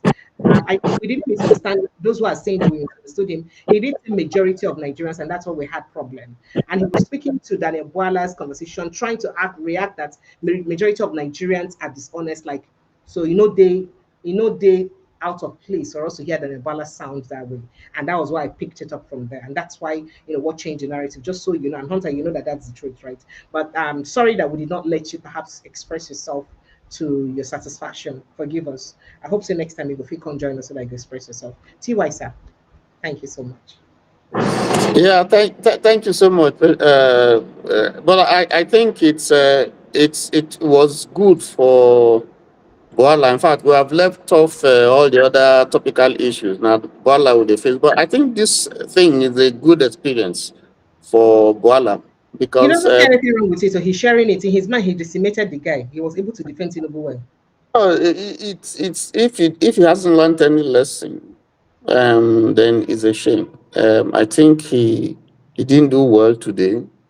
There are facts. Facts are facts. There is no alternative facts, like some people say here. I expected him to do better. Someone who is a lawyer, has a master's, been in politics for a while, is a professor, in one or two universities abroad before he joined politics. So I think he didn't do well. I think that there's a way, even though it was very, very difficult for him, there's a way that you can still manage to get yourself out of this mess. Sticking to the facts, apologizing where you apologize, and selling the government as much as you can, because they have the facts about you. But what his appearance today, for me, is not a representative of who the Nigerian is. I think Kalu is not like that. There are many people I can mention who are not. Dele Faro to me is not like that. There are many distinguished Nigerians that we have who, faced with this kind of situation, will not present themselves this way, the way they have done. But of course, he has the problem. He has to earn his salary, his pay. So that's why he's speaking the way he's speaking. So it's unfortunate. But Nigeria really is in a big problem. We need a lot of work to do. And you don't expect that this government would want to put someone who will present the facts the way they are, because you'll be indicting the government. It's unfortunate. So that's what we see. If you look around, the kind of people that you find serving the government, who are visibly trying to sell the government, are people who ordinarily, if you dig deep, have a lot of skeletons in their cupboard. And they just think that you can come here and mount anything and just mount it and then go. But that's not how life is. And it's unfortunate. Let me leave you because they don't die. But I thank you. What can we say? What can we do? Right. Hope that this country Nigeria gets better, but not the way every country where we get independence before. They don't pass us. Every country, even small countries. So we need to even see the shame. That's what I'm saying. See why I say we don't have opposition. These oppositions cannot even hammer because they are not any better. The opposition will need to see the things and when we say they go use talk. Say, Nigerians, are you not seeing the embarrassment we're getting internationally? Nigerians, they can talk and appeal to the conscience of Nigerians, but they cannot. They're not any better. Good night. It's a shame. Good night. Good night, viewers. Thank you. Good night. Well, Nigerians exercise package tonight. I'd like to say a big thank you to everyone. Thank you so much for always bringing your thoughts and reactions, for always reacting to things about our nation.